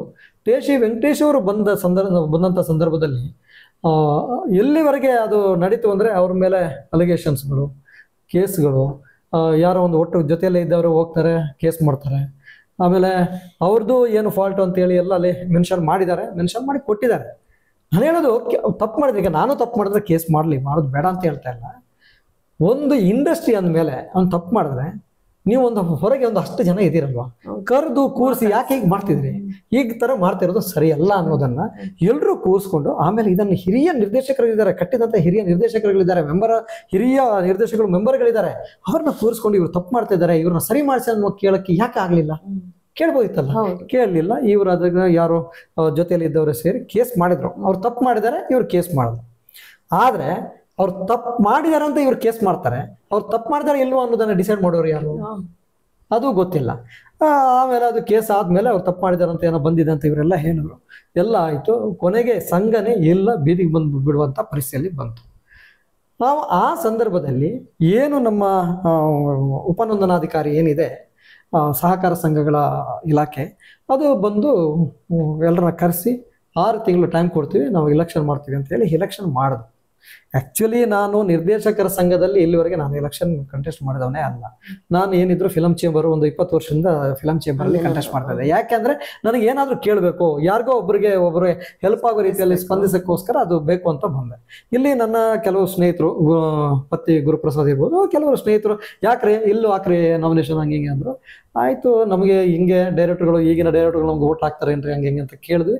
ಬಟ್ ಎಲ್ಲರೂ ಒತ್ತಾಯದ ಮೇಲೆ ನಿಂತು ಓಟ್ ಆಯಿತು, ಎಲೆಕ್ಷನ್ ಆಯಿತು. ಸಾಯಂಕಾಲ ಇತ್ತು ವಿನ್ ಆಗ್ತೀನಿ ಅನ್ನೋ ಒಂದು ಭರವಸೆ ಇತ್ತು. ಯಾಕಂದರೆ ಮಾಧ್ಯಮ, ಈ ಕಡೆ ಚೇಂಬರು, ಈ ಕಡೆ ನಿರ್ದೇಶಕರ ಸಂಘ ಎಲ್ಲ ಜೊತೆ ಇದರಿಂದ ಒಂದು ವಿನ್ ಆಗ್ತೀವಿ ಅಂತ ಒಂದು ಭರವಸೆ ಇತ್ತು. ಸಾಯಂಕಾಲ ಅನೌನ್ಸ್ ಮಾಡುವಾಗ ಫಸ್ಟ್ ಪ್ಲೇಸ್ ನಾನೇ ಅಂತ ನನಗೆ ಗೊತ್ತಿರಲಿಲ್ಲ. ತುಂಬ ಖುಷಿ ಅಂದರೆ ತುಂಬ ಖುಷಿ, ಫಸ್ಟ್ ಪ್ಲೇಸಲ್ಲಿ ಬಂದೆ ಅಲ್ವ ಅಂತ. ಆವಾಗ ನಾನು ಫಸ್ಟು, ಯಾಕೆಂದರೆ ನಿರ್ದೇಶಕ ಸಂಘ ಸದಸ್ಯರಿಗೂ ಪರಮಾತ್ಮ ಫಸ್ಟು ಧನ್ಯವಾದ. ಯಾಕೆಂದರೆ ಫಸ್ಟ್ ಪ್ಲೇಸಲ್ಲಿ ಕೊಟ್ಟಾಗ ನಮ್ಮ ಹಿರಿಯ ನಿರ್ದೇಶಕರು, ಮಾಜಿ ಅಧ್ಯಕ್ಷರಾದ ರಾಜೇಂದ್ರ ಸಿಂಗ್ ಬಾಬು ಅವರು ಹೇಳ್ತಾರೆ, ನಂಜುಂಡೇಗೌಡರನ್ನ ಅಧ್ಯಕ್ಷ ಮಾಡೋಣ, ಅವರು ಸೀನಿಯರು ಅಂತ. ಆಯ್ತು ಸರ್ ಅಂದೆ ನಾನು. ನೀವು ವೈಸ್ ಪ್ರೆಸಿಡೆಂಟ್ ಆಗಿದೆಯಾ ಅಂದರು. ಆಮೇಲೆ ಅವರು ಬಂದ ಮೇಲೂ ಕೂಡ ಏನೋ ಸ್ವಲ್ಪ ಬೇರೆ ಬೇರೆ ಸಮಸ್ಯೆಗಳು ಆಯಿತು. ಆದಮೇಲೆ ಎಲ್ಲರೂ ಸೇರಿ ಅವ್ರು ಏನೋ ರಿಸೈನ್ ಮಾಡಿದ್ರು, ಬೇಸರಾಗಿ ರಿಸೈನ್ ಮಾಡಿಬಿಟ್ರು. ಮತ್ತೆ DRFs ಅಲ್ಲಿ ಹೋದಾಗ ಎಷ್ಟು ಇದರಲ್ಲಿ ಬಂದಿದ್ರೆ ನೀವು ಆಗಬೇಕು ಅಂತ ಹೇಳಿದ್ರು. ನಾನು ಆಗಕ್ಕೆ ರೆಡಿ ಇಲ್ಲ, ಬೀರಾಮಿ ಮೂರ್ತಿ ಅವ್ರನ್ನ ಮಾಡ್ತೀವಿ, ಹಿರಿಯ ಡೈರೆಕ್ಟರ್ ಇದ್ದಾರೆ ಅಂತ ಹೇಳಿ ಅವ್ರನ್ನ ಮಾಡೋಕ್ಕೆ ಟ್ರೈ ಮಾಡಿದ್ವಿ. ಕೊನೆಗೆ ಆಗಲಿಲ್ಲ ಆ ಅವಕಾಶ. ನನಗೆ ಒಂದೇ ಇಲೆಕ್ಷನಲ್ಲಿ 2 ಸಾರಿ ಬೇಡ ಅಂತ, 3 ಸಾರಿ ಬೇಡ ಅಂತ, 3ನೇ ಸಾರಿ ನನಗೆ ಬಂತು. ಮತ್ತೆ ಅದನ್ನು ಒಪ್ಕೊಂಡು ಗಾಂಧಿನಗರದಲ್ಲಿರುವ ನನ್ನ ವಿತರಕ ವಲಯದ ಆಫೀಸ್ ಏನಿದೆ, ಆ ಆಫೀಸಲ್ಲೇ ಸಂಘಕ್ಕೆ ಆಫೀಸ್ ಇಲ್ಲ ಅಂತ ಆ ಕಚೇರಿಯನ್ನ ಇಟ್ಕೊಂಡು ಮಾಡ್ತಾ ಇದ್ದೀನಿ. ಒಂದು. ಎರಡನೇದಾಗಿ ಈ 2 ವರ್ಷ ಈಗ ಕೆಲವರೆಲ್ಲ ಕೇಳ್ಬೋದು, ಏನ್ ಮಾಡಿದ್ರಿ ಸಂಘ, ಏನ್ ಚಟುವಟಿಕೆಗಳು ನಡೀತದೆ ಅಂತ. ಬಟ್ ಏನಾಗಿದೆ ಅಂದ್ರೆ, ನನಗೆ ಸಂಘ ಈ ಕಂಪ್ಲೀಟ್ ಕೇಸ್ ಆಗಿ ಎಲ್ಲ ರೆಕಾರ್ಡ್ಸ್ಗಳೆಲ್ಲ ಅವ್ರು ತಗೊಂಡು, ಯಾರು ಇಲಾಖೆಯವರು ತಗೊಂಡು ಎಲ್ಲ ಆದ್ಮೇಲೆ ನಮಗೆ ಯಾವುದೇ ಡಾಕ್ಯುಮೆಂಟ್ಸ್ ಇಲ್ಲ, ಯಾರು ಮೆಂಬರ್ ಇದ್ದಾರೆ ಅಂತ ಗೊತ್ತಿಲ್ಲ, ಒಬ್ಬ ಮೆಂಬರ್ನ ಕರೆಯೋದು ಹೇಗೆ ಅಂತ ಗೊತ್ತಿಲ್ಲ. ಈ ತರದ ಒಂದು ಪರಿಸ್ಥಿತಿಯಲ್ಲಿ ಸಿಕ್ಕಾಕೊಂಡಿವಿ. ಆದ್ರೂ ಕೂಡ ಇಂಡಿಪೆಂಡೆನ್ಸ್ ಸ್ಟಾರ್ಟ್ ಮಾಡಿದ್ವಿ, ನಮ್ಮಲ್ಲಿ ಹಿಂದೆ ಮಾಡ್ತಾ ಇರ್ಲಿಲ್ಲ. ಕರ್ನಾಟಕ ರಾಜ್ಯೋತ್ಸವ ಸ್ಟಾರ್ಟ್ ಮಾಡಿದ್ವಿ, ಪುಟ್ಟನ ಬರ್ಡೇ ಸ್ಟಾರ್ಟ್ ಮಾಡಿದ್ವಿ, ಹೆಲ್ತ್ ಕ್ಯಾಂಪು ನಮ್ಮ ಮೆಂಬರ್ಸ್ಗೋಸ್ಕರನೇ ಹೆಲ್ತ್ ಕ್ಯಾಂಪ್ ಸ್ಟಾರ್ಟ್ ಮಾಡಿಕೊಂಡ್ವಿ. ಎಲ್ಲ ಕೆಲಸಗಳು ಮಾಡ್ತಾ ಬಂದ್ವಿ. ಬಟ್ ನನಗೆ ನೀವು ಹೇಳ್ದಾಗೆ ಯಾವುದೋ ಒಂದು ಸಿನಿಮಾ ಸಂಬಂಧಪಟ್ಟಾಗೆ ಯಾವುದೋ ಒಂದು ಕಾರ್ಯಕ್ರಮವನ್ನು ಮಾಡಬೇಕು ಅಂದಾಗ ನನಗೆ ಸರಿಯಾದ ವ್ಯವಸ್ಥೆಗಳಿಲ್ಲ, ಮೂಲವಾಗಿ ಫಂಡೇ ಇಲ್ಲ. ಈ ತರ ಎಲ್ಲ ಆದಾಗ ಏನ್ ಮಾಡೋದು ಗೊತ್ತಿಲ್ಲ. ಆದ್ರೂ ಕೂಡ ಒಂದು ರೀತಿ ಅಂದ್ರೆ ಏನೇ ತೊಂದರೆ ಆಗದಾಗೆ ಇಲ್ಲಿವರೆಗೆ ನಡ್ಸ್ಕೊಂಡು ಬಂದಿದ್ದೀವಿ. ಇವಾಗ ನೆಕ್ಸ್ಟ್ ದೊಡ್ಡ ಒಂದು ಕಾರ್ಯಕ್ರಮ, ಹಿಂದೆ ನಮ್ಮ ನಿರ್ದೇಶಕರ ಸಂಘದಲ್ಲಿ ಕಾನ್ಫಿಡೆಂಟ್ ಪ್ರಶಸ್ತಿ ಅಂತ ಮಾಡೋರು, ಅದು 4-5 ವರ್ಷ ಆಯ್ತು ಅನ್ಸುತ್ತೆ, ಅಥವಾ 10 ವರ್ಷನೇ ಆಗಿರ್ಬೋದು ನಿಂತು. ಅದನ್ನ ಈ ವರ್ಷ ನಾವು ಮತ್ತೆ ಚಾಲನೆ ಕೊಡ್ತಾ ಇದೀವಿ, ದೊಡ್ಡ ಮಟ್ಟದಲ್ಲಿ ಮಾಡ್ತಾ ಇದೀವಿ. ಚೌಡಯ್ಯ ಮೆಮೋರಿಯಲ್ ಹಾಲ್ ಅಲ್ಲೇ ಈ ಕಾರ್ಯಕ್ರಮವನ್ನು ಮಾಡ್ತೀವಿ. ಹಿಂದೆ ನನಗೂ ಕೂಡ ಚಂದ್ರಮುಖಿ ಪ್ರಾಣಸಖಿ ಉತ್ತಮ ಸಹ ನಿರ್ದೇಶಕ ಅಂತ ಅದೇ ವೇದಿಕೆಯಲ್ಲಿ ನನಗೆ ಕಾನ್ಫಿಡೆನ್ಸ್ ಇಂದ ಅವಾರ್ಡ್ ಬಂದಿತ್ತು. ಈಗ ಆ ಇದರಲ್ಲೇ ನಮ್ಮ ಮುಖಾಂತರ ಕೊಡುವ ಒಂದು ಅವಕಾಶ ಸಿಕ್ಕಿದೆ. ಅದಕ್ಕೆ ಎಲ್ಲ ನಿರ್ದೇಶಕರನ್ನ ವಿಶ್ವಾಸಕ್ಕೆ ತಗೊಂಡು ನೀಟಾಗಿ ಅವರ ಹತ್ರ ಮಾತುಕತೆ ಮಾಡಿ ಯಾವ ರೀತಿ ಮಾಡ್ಬೇಕು, ನನ್ನದೊಂದು ಒಂದಷ್ಟು ಯೋಜನೆಗಳಿದೆ, ಅದು ಮಾಡ್ಬೇಕು ಅಂತ ಅನ್ಕೊಂಡಿದ್ವಿ. ಜೊತೆಗೆ ನಮ್ಮ ನಿರ್ದೇಶಕರುಗಳಿಗೆ ಮೆಂಬರ್ ಆಗ್ತಾರೆ, ಅವರಿಗೆ ಏನ್ ಆಗ್ಬೇಕು ಅಂತಲೂ, ಏನ್ ಮಾಡ್ಬೇಕು ಅಂತಲೂ ಗೊತ್ತಿಲ್ಲ. ಅವ್ರಿಗೆ ಸಪೋರ್ಟ್ ನಮ್ಮಿಂದ ಇಲ್ಲಿವರೆಗೆ ಏನು ಸಿಗ್ತಾನೂ ಇರಲಿಲ್ಲ. ಆದ್ರೆ ನಾವು ಇವಾಗ ಅದನ್ನ ಯೋಜನೆ ರೂಪಿಸ್ಕೊಂಡಿದ್ವಿ. ಆಮೇಲೆ ಒಬ್ಬ ನಿರ್ಮಾಪಕನ ಜೊತೆ ಒಬ್ಬ ನಿರ್ದೇಶಕನಿಗೆ ಏನಾದರೂ ತೊಂದರೆ ಆದಾಗ ಫಸ್ಟ್ ನಾವು ಅಲ್ಲಿ ಇದ್ದು ನಿರ್ಮಾಪಕನ ಅಂದರೆ ನಿರ್ದೇಶಕನಿಗಾದ ಪ್ರಾಬ್ಲಮ್ನ ನಿರ್ದೇಶಕನ ಮಾತನ್ನು ಕೇಳಿ ಅವರ ಹತ್ರ ಮನವಿ ತೆಗೆದುಕೊಂಡು ಅವ್ರ ಜೊತೆಗೆ ನಿರ್ಮಾಪಕನ ಹತ್ರ ಕೂತ್ಕೊಂಡು ಈ ಥರ ಅಂತ ಹೇಳಿ ಅವ್ರ ಜೊತೆ ಒಂದು ತುಂಬ ಜನ ಕಂಪ್ಲೇಂಟ್ಗಳು ಬರ್ತಾ ಇದೆ, ಅದನ್ನು ಸರಿ ಮಾಡಿಕೊಂಡು ಅವ್ರನ್ನ ಸರಿದಾರಿಯಲ್ಲಿ ನಡೆಸುವಂಥ ಪ್ರಯತ್ನವನ್ನು ಮಾಡ್ತಾ ಇದ್ದೀವಿ. ಈಗ ನನಗೆ ನಮ್ಮ ಸಂಘದ ಚಟುವಟಿಕೆಗಳ ಬಗ್ಗೆ ಮಾತಾಡಿದಾಗ ಸಡನ್ ನೆನಪಾಗೋದೇನು ಅಂದರೆ, ನನಗೆ ಒಂದು ಹಿರಿಯ ನಿರ್ದೇಶಕರುಗಳು ಒಂದು ಕೆಲವರು ಅವರ ಆರೋಗ್ಯದ ಸಮಸ್ಯೆನೋ ಸಿನಿಮಾಗಳಿಲ್ಲದೆ ಕೊರಗಿನೋ ಅವ್ರು ತೀರ್ಕೊಂಡ ಸಂದರ್ಭದಲ್ಲಿ ಅವರ ಮಿಸ್ಸಸ್ಗಳು ಅಥವಾ ಅವ್ರ ಮನೆ ಮಕ್ಕಳು ಫೋನ್ ಮಾಡಿದಾಗ ನಮ್ಮ ಸಂಘದಿಂದ ಏನು ಕೊಡೋಕ್ಕಾಗಲ್ವಲ್ಲ, ನಮ್ಮ ಸಂಘದಲ್ಲಿ ಏನು ಫಂಡೇ ಇಲ್ಲ, ಏನು ಮಾಡೋದು ಅಂತ ಯೋಚನೆ ಮಾಡಿ ಅದಕ್ಕೆ ಒಂದು ಕಲ್ಯಾಣ ನಿಧಿನ ನಾವು ಸ್ಟಾರ್ಟ್ ಮಾಡೋಣ ಅಂತ ಇತ್ತೀಚೆಗೆ ಸ್ಟಾರ್ಟ್ ಮಾಡಿದ್ದೇವೆ. ಕಲ್ಯಾಣ ನಿಧಿ ಯಾವ ಥರ ಅಂದರೆ, ಈಗ ಹೊಸ ಮೆಂಬರ್ ಆಗ್ತಾರೆ, ಹೊಸ ಮೆಂಬರ್ ಆದಾಗ ಅವರಿಗೆ ಒಂದು ಕಲ್ಯಾಣ ನಿಧಿಗೆ ಅಂತ ಒಂದು ಅದಕ್ಕೊಂದು ಅಡಿಷನಲ್ ಫೀಸನ್ನು ತಗೋತೀವಿ. ಅದು ಕೊಟ್ಟವರಿಗೆ ಅದು ಆ್ಯಡ್ ಆಗಿರುತ್ತೆ. ಜೊತೆಗೆ ಅವ್ರಿಗೆ ಆರೋಗ್ಯ ಸಮಸ್ಯೆ ಆಗಿದಾಗ ಒಂದು ಅಷ್ಟೇ ಅಮೌಂಟು, ಆಮೇಲೆ ಫೈನಲ್ ಅವ್ರು ಹೋದಂಥ ಸಂದರ್ಭದಲ್ಲಿ ಅವ್ರ ಮನೆಗೆ ಒಂದು ಅಮೌಂಟ್ ಹೋಗ್ಬೇಕು ಅನ್ನೋ ಉದ್ದೇಶದಿಂದ ಇದನ್ನು ಮಾಡಿದ್ದೀವಿ. ಮಾಡಿ ಅದಕ್ಕೆ ಒಂದು ಉಪಸಮಿತಿನೂ ರಚನೆ ಮಾಡಿಕೊಂಡು ನಾಗನ್ ಅವರು ಹಿರಿಯ ನಿರ್ದೇಶಕರು ಅವರು ಅದರ ಉಸ್ತುವಾರಿಯನ್ನು ವಹಿಸ್ಕೊಂಡಿದ್ದಾರೆ. ನಾವು ಅವರು ಹೇಳಿದ ತಕ್ಷಣ ಅವ್ರಿಗೂ ಖುಷಿ ಆಯಿತು, ಮಹಾಸಭೆಯಲ್ಲೂ ತಿಳಿಸಿದ್ದೀವಿ, ಎಲ್ಲರೂ ಒಪ್ಕೊಂಡಿದ್ದಾರೆ, ನೀಟಾಗಿ ಮಾಡ್ತಾ ಇದ್ವಿ. ಬಟ್ ಈಗ ಅದಕ್ಕೆ ಫಂಡ್ ಕಲೆಕ್ಷನ್ ಮಾಡ್ತಾ ಇದ್ದೀವಿ. ಫಂಡು ಸರ್ಕಾರದಿಂದಲೂ ಕೇಳ್ತೀವಿ, ಜೊತೆಗೆ ಬೇರೆನೋ ಫಂಡು ಕಲೆಕ್ಟ್ ಮಾಡಿಕೊಂಡು ಅದನ್ನು ಮಾಡಬೇಕು ಅಂತ ರೆಡಿ ಮಾಡ್ಕೊಂಡಿದ್ದೀವಿ. ಎಷ್ಟು ಸರ್ ಒಬ್ಬ ನಿರ್ದೇಶಕ ಮೆಂಬರ್ ಆಗಬೇಕು ಅಂತ ಬಂದಾಗ, ನಿಮ್ಮ ಇದರ ಕಾನ್ಫಿಡದಲ್ಲಿ ಮೆಂಬರ್ ಆಗಬೇಕು ಅಂತ ಬಂದಾಗ ಈ ಯೋಜನೆಗಳನ್ನೆಲ್ಲ ಒಳಗೊಂಡಾಗ ಎಷ್ಟು? ಈಗ ಆ್ಯಕ್ಚುಲಿ ಹಿಂದೆ ಏನು ನಮಗೆ ಒಂದು 20 ವರ್ಷದ ಹಿಂದೆನೇ ಇವ್ರು ಮಾಡಿದ್ರು, ಏನು ಚಾರ್ಜು ಏನು ಕಟ್ಟಬೇಕು ಅಂತ ಮಾಡಿದ್ರು 50,000 ರೂಪಾಯಿ. ಲೈಫ್ ಮೆಂಬರ್ದು ಅದು 50,000 ರೂಪಾಯಿ ಹಾಗೆ ಇದೆ. ಈ ಮೆಂಬರ್ಶಿಪ್ ಜನರಲ್ ಮೆಂಬರ್ಶಿಪ್ದು ಏನಿದೆ 15,000 ರೂಪಾಯಿ, 15,000 ರೂಪಾಯಿ ಅವಾಗ ಇದ್ದಿದೆ, ನಾವೇನು ಜಾಸ್ತಿ ಮಾಡಿಲ್ಲ. ಕಲ್ಯಾಣ ನಿಧಿ ಅಂತ ಬಂದಾಗ ಹೊಸಬ್ರು ಅದಕ್ಕೆ 10,000 ಕಟ್ಟಬೇಕು ಅನ್ನೋದನ್ನ ಮಾಡಿದ್ದೇವೆ. ಯಾಕಂದ್ರೆ ಮುಂದಿನ ದಿನಗಳಿಗೆ ಇವಾಗ ನಾವು ಬಿಗಿನಿಂಗ್ ಒಂದು 25,000 ಹೆಲ್ತ್ ಇದಾಗ ಆಫ್ಟರ್ 25 ಒಂದು 50,000 ಕೊಡೋಣ ಅಂತ ಪ್ಲಾನ್ ಮಾಡ್ಕೊಂಡಿದ್ವಿ. ಅದು ನಾಳೆ 2 ಲಕ್ಷನೂ ಆಗ್ಬೋದು, 5 ಲಕ್ಷನೂ ಆಗ್ಬೋದು. ಅದು ದೊಡ್ಡ ಮಟ್ಟದಲ್ಲೇ ಮಾಡೋಕ್ಕೆ ನಾವು ಪ್ಲಾನ್ ಮಾಡ್ತಿದ್ವಿ. ಅದ್ರ ಜೊತೆಗೆ ನಮ್ಮ ಜೊತೆ ಅಸೋಸಿಯೇಟ್ ಡೈರೆಕ್ಟ್ರು, ಅಸಿಸ್ಟೆಂಟ್ ಡೈರೆಕ್ಟರ್ಸು ಇದ್ದಾರೆ. ಅವ್ರಿಗೂ ಕೂಡ ಕಲ್ಯಾಣ ನಿಧಿ ಸೇಮ್ ಇರುತ್ತೆ. ಅವರಿಗೆ ಎಂಟ್ರಿ ಫೀಸು ಕಮ್ಮಿ ಇರ್ಬೋದು, ಮೆಂಬರ್ಶಿಪ್ ಫೀಸ್ ಕಮ್ಮಿ ಇರ್ಬೋದು, ಬಟ್ ಕಲ್ಯಾಣ ನಿಧಿಗೆ ಕಟ್ಟುವಂತ ಅಮೌಂಟ್ ಆಗಲಿ ಅವ್ರು ಕೊಡುವಂತ ಅಮೌಂಟ್ ಆಗಲಿ ಅದು ಸೇಮ್ ಇರುತ್ತೆ. ಕಾನ್ಫಿಡೆಂಟ್ ಮೆಂಬರ್ ಆಗ್ಬೇಕಂದ್ರೆ ನಿರ್ದೇಶಕರು ಮಾತ್ರ ಮೆಂಬರ್ ಆಗೋದಾ ಹೇಗೆ? ಇಲ್ಲ, ನಮ್ಮಲ್ಲಿ ಅಸಿಸ್ಟೆಂಟ್ ಡೈರೆಕ್ಟರ್ ಮೆಂಬರ್ ಆಗ್ತಾರೆ. ಅಸಿಸ್ಟೆಂಟ್ ಡೈರೆಕ್ಟರ್ ಆಗಿದ್ರೆ ಅವರ ಇಬ್ಬರು ಡೈರೆಕ್ಟರ್ಗಳದ್ದು ಸೈನ್ ಕೊಡಬೇಕು ನಮಗೆ. ಅಸೋಸಿಯೇಟ್ ಡೈರೆಕ್ಟರ್ ಹಾಗೆ ಇಬ್ಬರು ಡೈರೆಕ್ಟರ್ಗಳದ್ದು ಸೈನ್ ಕೊಟ್ಟರೆ, ಅಸೋಸಿಯೇಟ್ ಡೈರೆಕ್ಟರ್ ಅವ್ರು ಮಾಡಿದ್ದ ಸಿನಿಮಾಗಳ ಹೆಸರು ಕೊಟ್ಟರೆ ಕೊಡ್ತೀವಿ. ಮೆಂಬರ್ಸು ಡೈರೆಕ್ಟ್ರು ಮೆಂಬರ್ ಆಗಬೇಕಾದ್ರೆ ಅವರು ಮೆಂಬರ್ ಆಗ್ಬೋದು, ಬಟ್ ಕಾರ್ಡ್ ಕೊಡಲ್ಲ. ಕಾರ್ಡ್ ಯಾವಾಗ ಕೊಡ್ತೀವಿ ಅಂದರೆ ಅವ್ರು ಸೆನ್ಸಾರ್ ಸರ್ಟಿಫಿಕೇಟ್ ತಂದು ಕೊಟ್ಟ ಮೇಲೆ, ನಾನು ನಿರ್ದೇಶನ ಮಾಡಿದ ಸಿನಿಮಾ ಪೂರ್ತಿ ಆಗಿದೆ ಅಂತ ಸೆನ್ಸಾರ್ ಸರ್ಟಿಫಿಕೇಟ್ ತಂದು ಕೊಟ್ಟರೆ ಅವ್ರಿಗೆ ಕಾರ್ಡ್ ಕೊಡ್ತೀವಿ. ಸೊ ಎಷ್ಟು ಜನ ಇದ್ದಾರೆ ಸರ್ 4 ಮೆಂಬರ್ಸ್? ಈಗ ನಮ್ಮ ಕಮಿಟಿಯಲ್ಲಿ ಆ್ಯಕ್ಚುಲಿ 15 ಜನ ಇದ್ದೀವಿ. ಜೊತೆಗೆ ಒಂದು ಸಬ್ ಕಮಿಟಿ, ಒಂದು 4 ಕಮಿಟಿ ಇದೆ. ಒಂದೊಂದು ಕಮಿಟಿಯಲ್ಲಿ ಅವರೊಂದು 10 ಜನ ಇದ್ದಾರೆ, ಅವರೊಂದು 40 ಜನ ಇದ್ದಾರೆ. ಇದಲ್ಲದೆ ನನಗೆ ಆ್ಯಕ್ಚುಲಿ ನಾವು ಬರುವಾಗ ನಮ್ಗೆ ಗೊತ್ತಿದ್ದು ಒಂದು 2000 ಮೆಂಬರ್ಸ್ ಇದ್ದಾರೆ ಅಂತ ಗೊತ್ತಿದೆ. ಅಂದರೆ ಆವಾಗ ಆಗಿದೆ, ಅಷ್ಟು ರೆಕಾರ್ಡ್ ಆಗಿದೆ. ಆದರೆ ಇವಾಗ ನಮ್ಮ ಹತ್ರ ಹೆಚ್ಚಿನವ್ರ ದಾಖಲೆಗಳು ಇಲ್ಲ. ಕೆಲವರು ಬರ್ತಾರೆ, ಅವರಾಗೆ ನಮ್ಮ ಹತ್ರ ಕಾರ್ಡ್ ಇದೆ ಸರ್ ಅಂತ ಕಾರ್ಡ್ ತೋರಿಸಿದ ತಕ್ಷಣ ಅವ್ರ ಮೆಂಬರ್ ಅಂತ ನಮಗೆ ಕನ್ಫರ್ಮ್. ಆಗಿನ ಅಧ್ಯಕ್ಷರ ಸೈನ್ ಇರುತ್ತೆ, ಅದನ್ನು ತಗೊಂಡ್ಬಿಟ್ಟು ಇದು ಮಾಡ್ತೀವಿ. ಬಟ್ ಒಂದು 200-300 ಜನ ಅಂತೂ ಅಪ್ಡೇಟ್ ಆಗಿ ಇದ್ದಾರೆ. ಈಗ ಇನ್ನು ಎಲ್ಲರನ್ನೂ ವಿಶ್ವಾಸಕ್ಕೆ ತೆಗೆದುಕೊಂಡು ನೀಟಾಗಿ ಏನು ಬೇಕು ಸಂಘದಲ್ಲಿ ಅದನ್ನು ಮಾಡುವಂಥ ಪ್ರಯತ್ನ ಅಂತೂ ನಾನು ಮಾಡ್ತಾ ಇದ್ದೀನಿ. ಬಟ್ ನನ್ನ ಜೊತೆ ಹಿರಿಯ ನಿರ್ದೇಶಕರ ಜೋಸೆಮರ್ ವೈಸ್ ಪ್ರೆಸಿಡೆಂಟ್ ಆಗಿದ್ದಾರೆ, ಆಮೇಲೆ ಆದಿತ್ಯ ಚಿಕ್ಕನ್ ಅವರು ಖಜಾಂಚಿ ಆಗಿದ್ದಾರೆ, ರೇಮ್ ಕುಮಾರ್ ಅವರು ಸೆಕ್ರೆಟರಿ ಆಗಿದ್ದಾರೆ, ಆಮೇಲೆ ಜಗದೀಶ್ ಕೊಪ್ಪ ಅವರು ಉಪಾಧ್ಯಕ್ಷ ಆಗಿದ್ದಾರೆ. ಇನ್ನೂ ಹಿರಿಯ ನಿರ್ದೇಶಕರಿದ್ದಾರೆ, ಉಮೇಶ್ ನಾಯ್ಕ್ ಅವರಿದ್ದಾರೆ, ಎನ್ ಜಯರಾಮಯ್ಯ ಅವರಿದ್ದಾರೆ, ಬೇರೆ ಬೇರೆ ಮರಡಿಯಲ್ಲಿ ನಾಗಚಂದ್ರ ಇದ್ದಾರೆ, ಬೇರೆ ಬೇರೆ ಡೈರೆಕ್ಟರ್ಗಳು ನಮ್ಮ ಜೊತೆ ಕಮಿಟಿಯಲ್ಲಿದ್ದಾರೆ.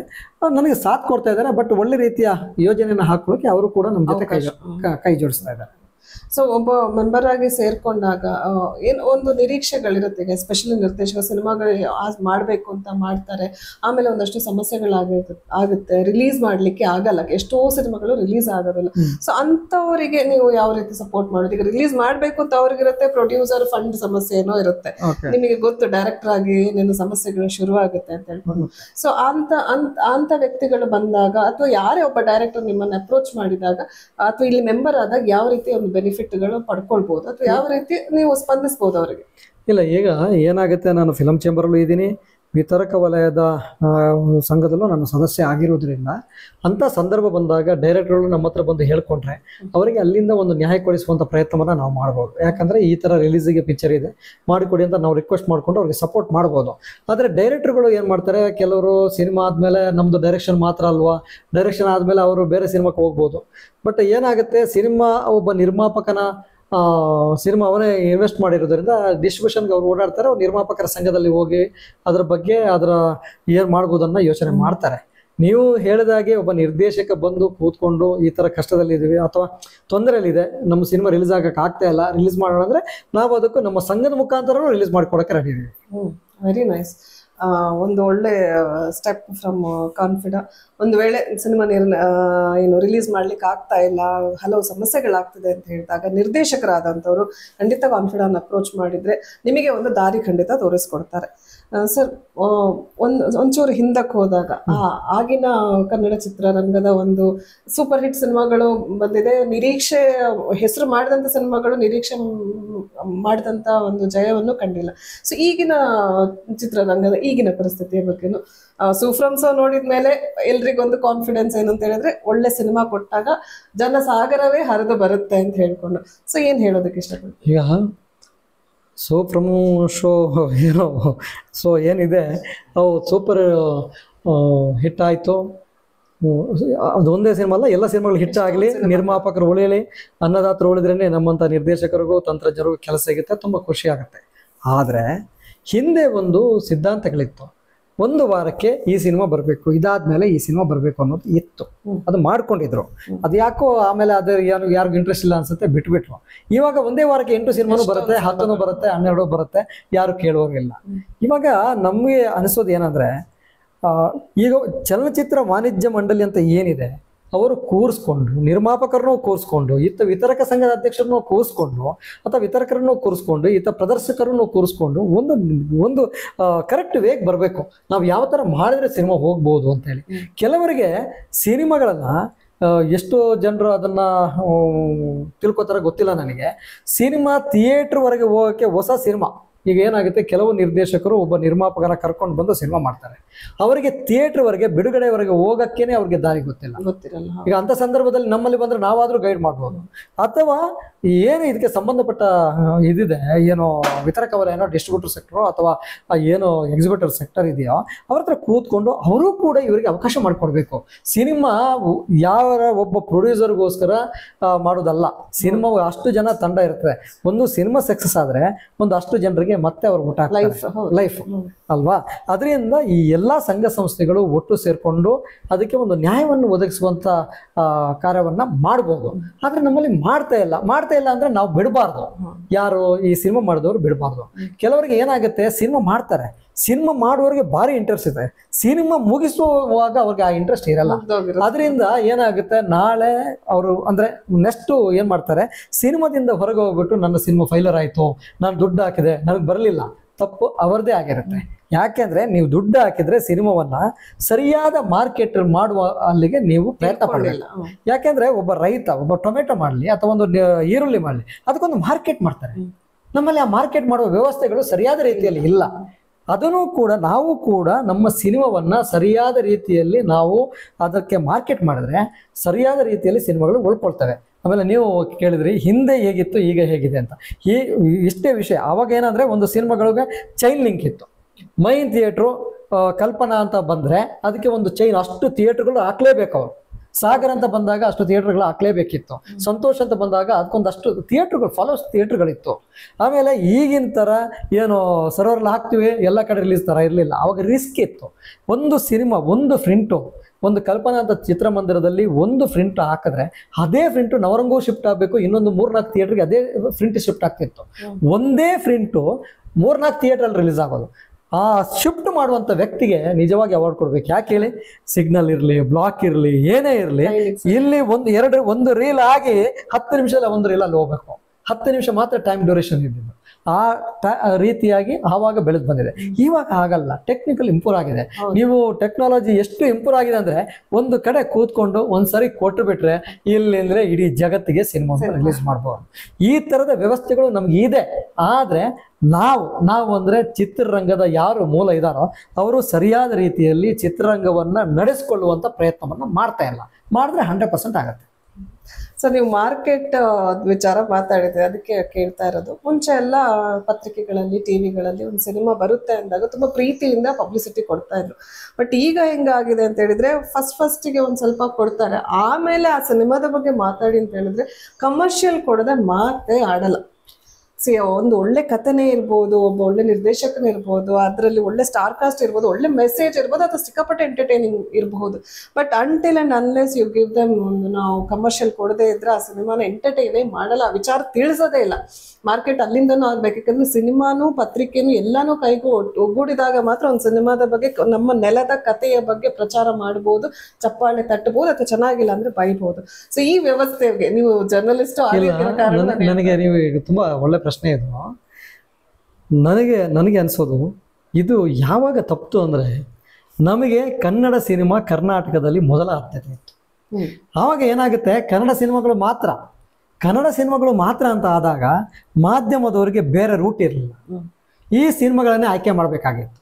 ಇವಾಗ ಹಂಗಿಲ್ಲ. ಇವಾಗಿನ ಕಾನೂನು, ಯಾರೋ ಪಂಡಿತರು ಬಂದರು, ಅಲ್ಲಿದ್ದನ್ನು ಇಲ್ಲಿ ಡಬ್ ಮಾಡಿ ಇಲ್ಲಿ ಬಿಡಿ, ಯಾವುದಾದ್ರು ದೊಡ್ಡ ಸಿನಿಮಾಗಳು ಬರ್ತವೆ, ತೆಲುಗಲ್ಲೋ ತಮಿಳಲ್ಲೋ, ಬರಬಾರ್ದಂತ ನಾನು ಹೇಳಲ್ಲ, ನಾನು ಅದಕ್ಕೆ ವಿರೋಧಿ ಅಲ್ಲ. ಆದರೆ ಒಂದು ಬೇರೆ ಭಾಷೆ ಸಿನಿಮಾವನ್ನು ಕನ್ನಡದಲ್ಲಿ ಡಬ್ ಮಾಡಿ ನೀವು ಬಿಡ್ತೀರಂದ್ರೆ ಇವ್ರಿಗೆ ಏನಾಗುತ್ತೆ, ಮಾಧ್ಯಮದವರು ತಿಳ್ಕೊಳ್ಳಲ್ಲ. ಮಾಧ್ಯಮದವರು ಅದನ್ನ ತಿಳ್ಕೋಬೇಕು. ಯಾಕೆಂದ್ರೆ ಅವರ ಸಿನಿಮಾವನ್ನು ಹೈಲೈಟ್ ಮಾಡ್ತಾರೆ. ಇಲ್ಲಿ ಹೊಸವರು ಮಾಡಿದ ಸಿನಿಮಾಕ್ಕೆ ಕ್ಯಾರೇ ಅನ್ನಲ್ಲ. ಆಮೇಲೆ ಮಾಧ್ಯಮದವರಿಗೆ ಅವರ ಏನು ಸಿದ್ಧಾಂತಗಳಿದೆಯೋ, ನಾವು ಏನು ಈ ರೀತಿ ಇರ್ಬೇಕು ಅನ್ನುವ ಇದನ್ನ ಬರ್ತ್ಬಿಟ್ಟಿದ್ದಾರೆ. ಅದು ಯಾರೋ ಕೆಲವರಂತೂ, ನಾನು ಅದನ್ನು ಹೆಸರು ಹೇಳೋದು ಬೇಡ, ಬಟ್ ಕೆಲವರಂತೂ ಏನಾಗುತ್ತೆ, ನಿರ್ದೇಶಕರು ಎಲ್ಲಿ ಸಿಕ್ಕಾಕೊಂಡ, ಏನು ಮಾಡಿದ ಇದನ್ನು ಹುಡುಕ್ತಾರೆ, ಹೀರೋ ಆರ್ಟಿಸ್ಟ್ಗಳು ಎಲ್ಲಿ ಸಿಕ್ಕಾಕೊಂಡ್ರು ಅನ್ನೋದನ್ನು ಹುಡುಕ್ತಾರೆ. ಬಟ್ ಅವರಲ್ಲಿ ಏನು ತಪ್ಪಾಗುತ್ತೆ ಅದನ್ನು ಹುಡುಕಲ್ಲ. ಅವರು ಅದನ್ನ ಬಿಟ್ಟು ಸಿನಿಮಾ ರಂಗವನ್ನ ಕಾಲೆಳೆಯುವಂತ ಪ್ರಯತ್ನ ಮಾಡ್ತಾರೆ. ಅದು. ಎರಡನೇದಾಗಿ, ಈಗ ಕನ್ನಡ ಪರ ಹೋರಾಟಗಾರರು, ನಾನು ಇಲ್ಲಿ ಒಂದು ಹೇಳಲೇಬೇಕು. ನನಗೆ ಕೆಲವು ಸಲ ನಾನು ತುಂಬ ಯೋಚನೆ ಮಾಡ್ತೇನೆ, ಕನ್ನಡ ಪರ ಹೋರಾಟಗಾರರು ಕನ್ನಡವನ್ನ ಬೆಳೆಸೋಕೆ, ಕನ್ನಡ ಇಷ್ಟಾದರೂ ಇರೋಕ್ಕೆ ಕಾರಣಕರ್ತರೇ ಅವರು. ನೀವು ಅವರು ಅಷ್ಟು ಕನ್ನಡ ಪರ ಹೋರಾಟ ಮಾಡಿ ಕನ್ನಡ ಸಿನಿಮಾನೇ ಬೇಕು ಅಂತ ಇದ್ದಾಗಲೂ ಕೂಡ, ಎಷ್ಟು ಫೈಟ್ ಮಾಡಿದಾಗಲೂ ಕೂಡ ಫಿಲಮ್ ಚೇಂಬರ್ ಕೂಡ ಫೈಟ್ ಮಾಡುತ್ತೆ. ಆವಾಗ ಅಂಥ ಸಂದರ್ಭದಲ್ಲಿ ಫಿಲಮ್ ಚೇಂಬರ್ಗೆ ಪೆನಾಲ್ಟಿ ಹಾಕ್ತಾರೆ CCIನವರು. ನೀವು ಕನ್ನಡನೇ ಕೇಳಬಾರ್ದು, ಬೇರೆ ಲ್ಯಾಂಗ್ವೇಜ್ನೂ ಕೇಳಬೇಕು. ಹಾಗಾದ್ರೆ ನಮ್ಮ ಭಾಷೆ ಹೇಗೆ ಬೆಳೀತದೆ? ನಮಗೆ ಎಲ್ಲರೂ ನಮ್ಮ ಭಾಷೆಯನ್ನ ತುಳಿಯೋಕೆ ಪ್ರಯತ್ನ ಮಾಡಿದ್ರೆ ನಮ್ಮ ಭಾಷೆ ಹೇಗೆ ಬೆಳೀತದೆ? ಈಗ ನೋಡಿ, ಹಿಂದೆ ಕನ್ನಡ ಫಸ್ಟು ಅಂತ ನಾವು ಇದ್ದಾಗ, ಕನ್ನಡ ಸಿನಿಮಾ ನೀವು ಮಾಡಿದ ತಕ್ಷಣನೇ ಆ ಕನ್ನಡ ಸಿನಿಮಾ ಈ ವಾರದಲ್ಲಿ ಎಷ್ಟಿದೆ, 2 ಸಿನಿಮಾ ಇದೆಯಾ, ಆವಾಗ ಪತ್ರಿಕೆಗಳಿಗೂ ಅದು ಬೇಕಿತ್ತು, TV ಚಾನಲ್ಸ್ಗೂ ಬೇಕಿತ್ತು, ಎಲ್ರಿಗೂ ಬೇಕಿತ್ತು. ಆವಾಗ ಎಲ್ಲರ ಹತ್ರ ಕೂತ್ಕೊಂಡು ಆಗೋದು. ಇವಾಗೆಲ್ಲ ಯಾವುದೇ ಸಿನಿಮಾ ಬರುತ್ತೆ ಕನ್ನಡದಲ್ಲಿ ಡಬ್ಬಾಗಿ ಬರುತ್ತೆ, ಅದನ್ನ ಕಂಡೀಷನ್ ಮಾಡುವಂಗಿಲ್ಲ.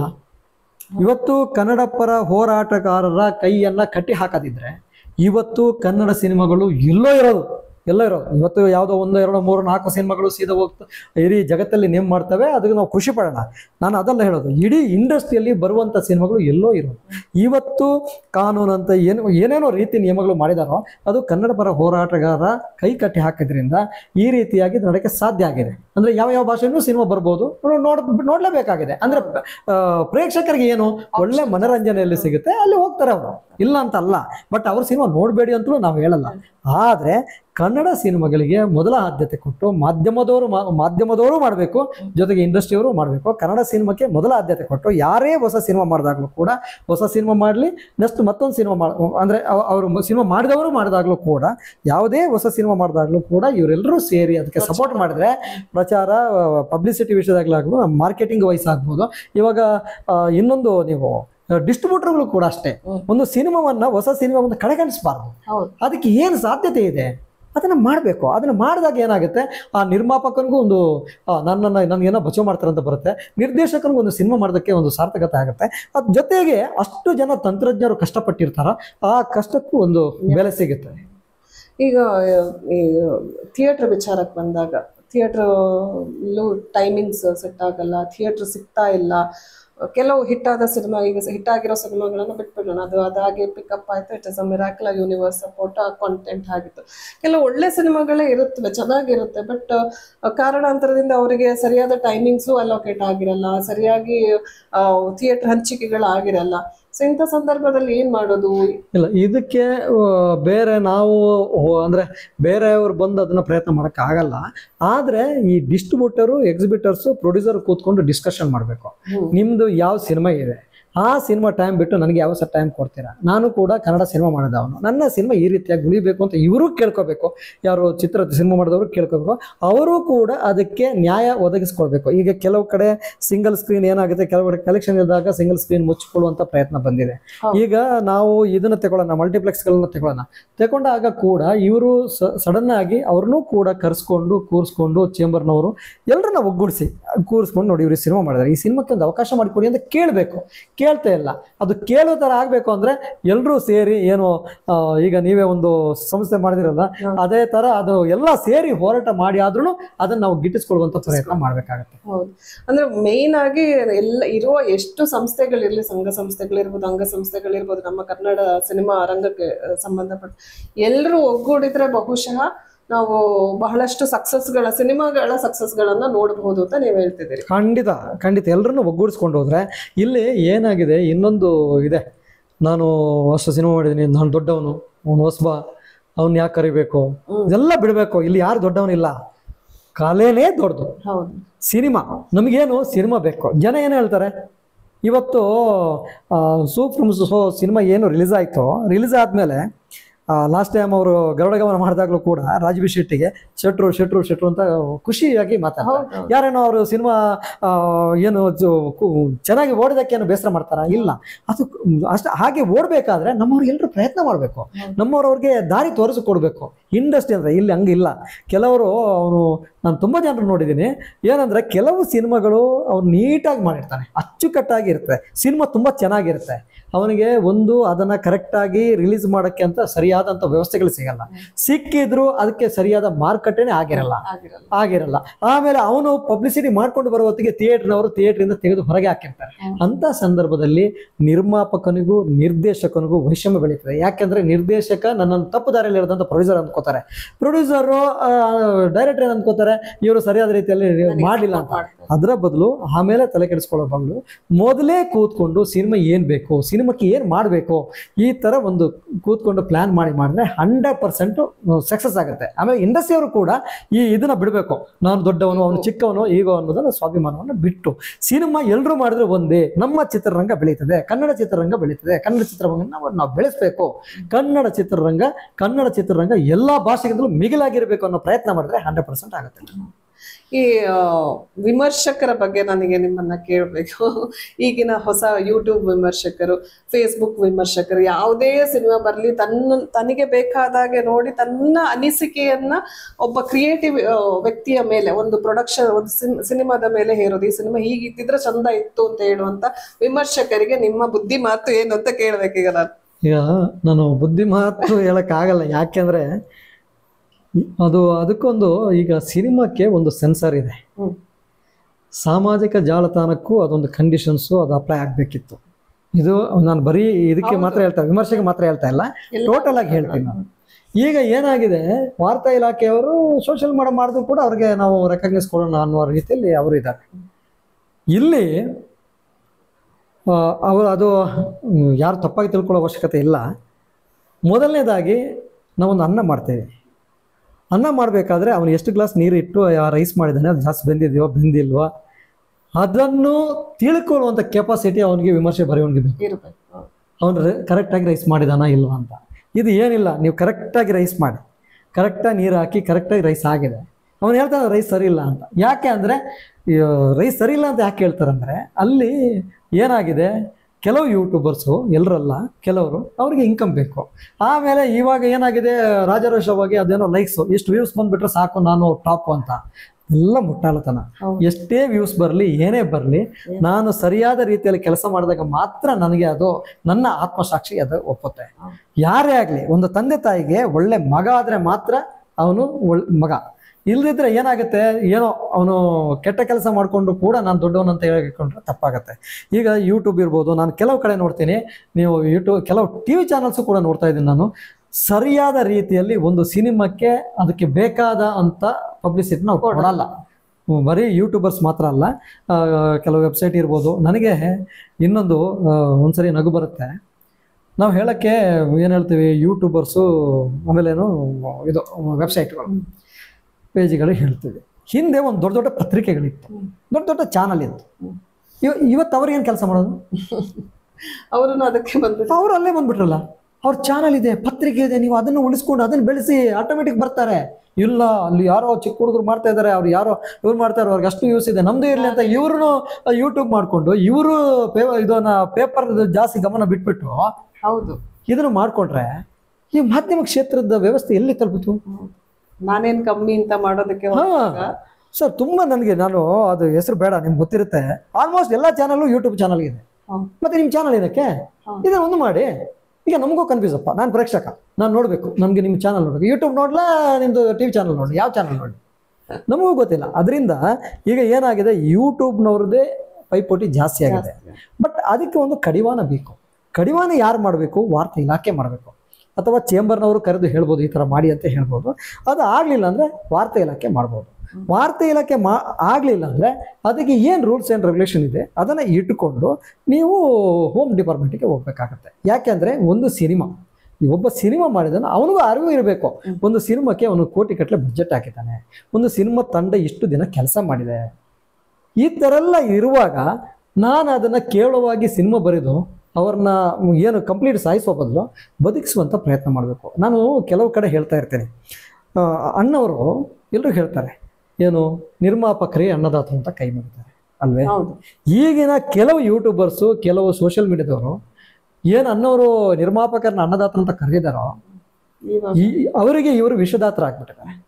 ಹೌದು, ಯಾಕೆಂದ್ರೆ ಅಂತ ಅನ್ನದಾತರನ್ನ ಇವರು ಇಂಥ ಒಂದು ಸ್ಟೇಟ್ಮೆಂಟ್ಗಳನ್ನ ಕೊಟ್ಟು ಅವರಿಗೆ ವಿಷ ಹಾಕಿದಾಗೆ, ಅವರನ್ನ ವಿಷ ಹಾಕಿ ಸಾಯಿಸಿದಂಗೆ. ಯಾಕೆಂದ್ರೆ ಅವರೊಂದು ನಾನೊಂದು ಉದ್ಯಮದಲ್ಲಿ ಏನೋ ಮಾಡ್ಬೇಕಂತ ಬಂದಿರ್ತಾರೆ, ಅವರ ಪ್ರಯತ್ನಕ್ಕೆ ಇವರು ಈತಿ ಮಾಡಿದಾಗ ಅವರು ವಿಷ ಹಾಕಿದ ಹಾಗೆ, ಅದರಲ್ಲಿ ಏನು ಡೌಟೇ ಬೇಡ. ನಾನು ತುಂಬಾ ಸರಿ ಹೇಳ್ತೇನೆ, ಅಂಥ ಪ್ರಯತ್ನವನ್ನ ಮಾಡಬೇಡಿ. ಯಾರೇ ಮಾಡಲಿ, ಸಿನಿಮಾ ಮಾಡಲಿ, ಸಿನಿಮಾವನ್ನ ನೋಡಿ ಚೆನ್ನಾಗಿದ್ಯಾ ಬರೀ, ಹೌದು ಅಲ್ವಾ?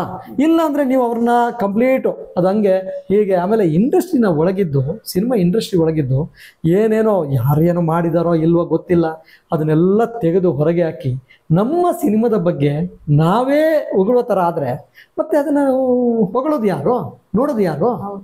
ಅದರಿಂದ ವಾರ್ತಾ ಇಲಾಖೆಯವರೆಗೂ ಕೂಡ ನಾನೊಂದು ಲಾಸ್ಟ್ ಟೈಮೇ ಪತ್ರ ಬರೆದಿದ್ದೆ, ಇದನ್ನು ಕಂಡ್ರೆ ಅವ್ರಿಗೇನು ಗಮನಕ್ಕೆ ತಗೊಳ್ಳೋ ಥರ ಕಾಣ್ತಾ ಇಲ್ಲ.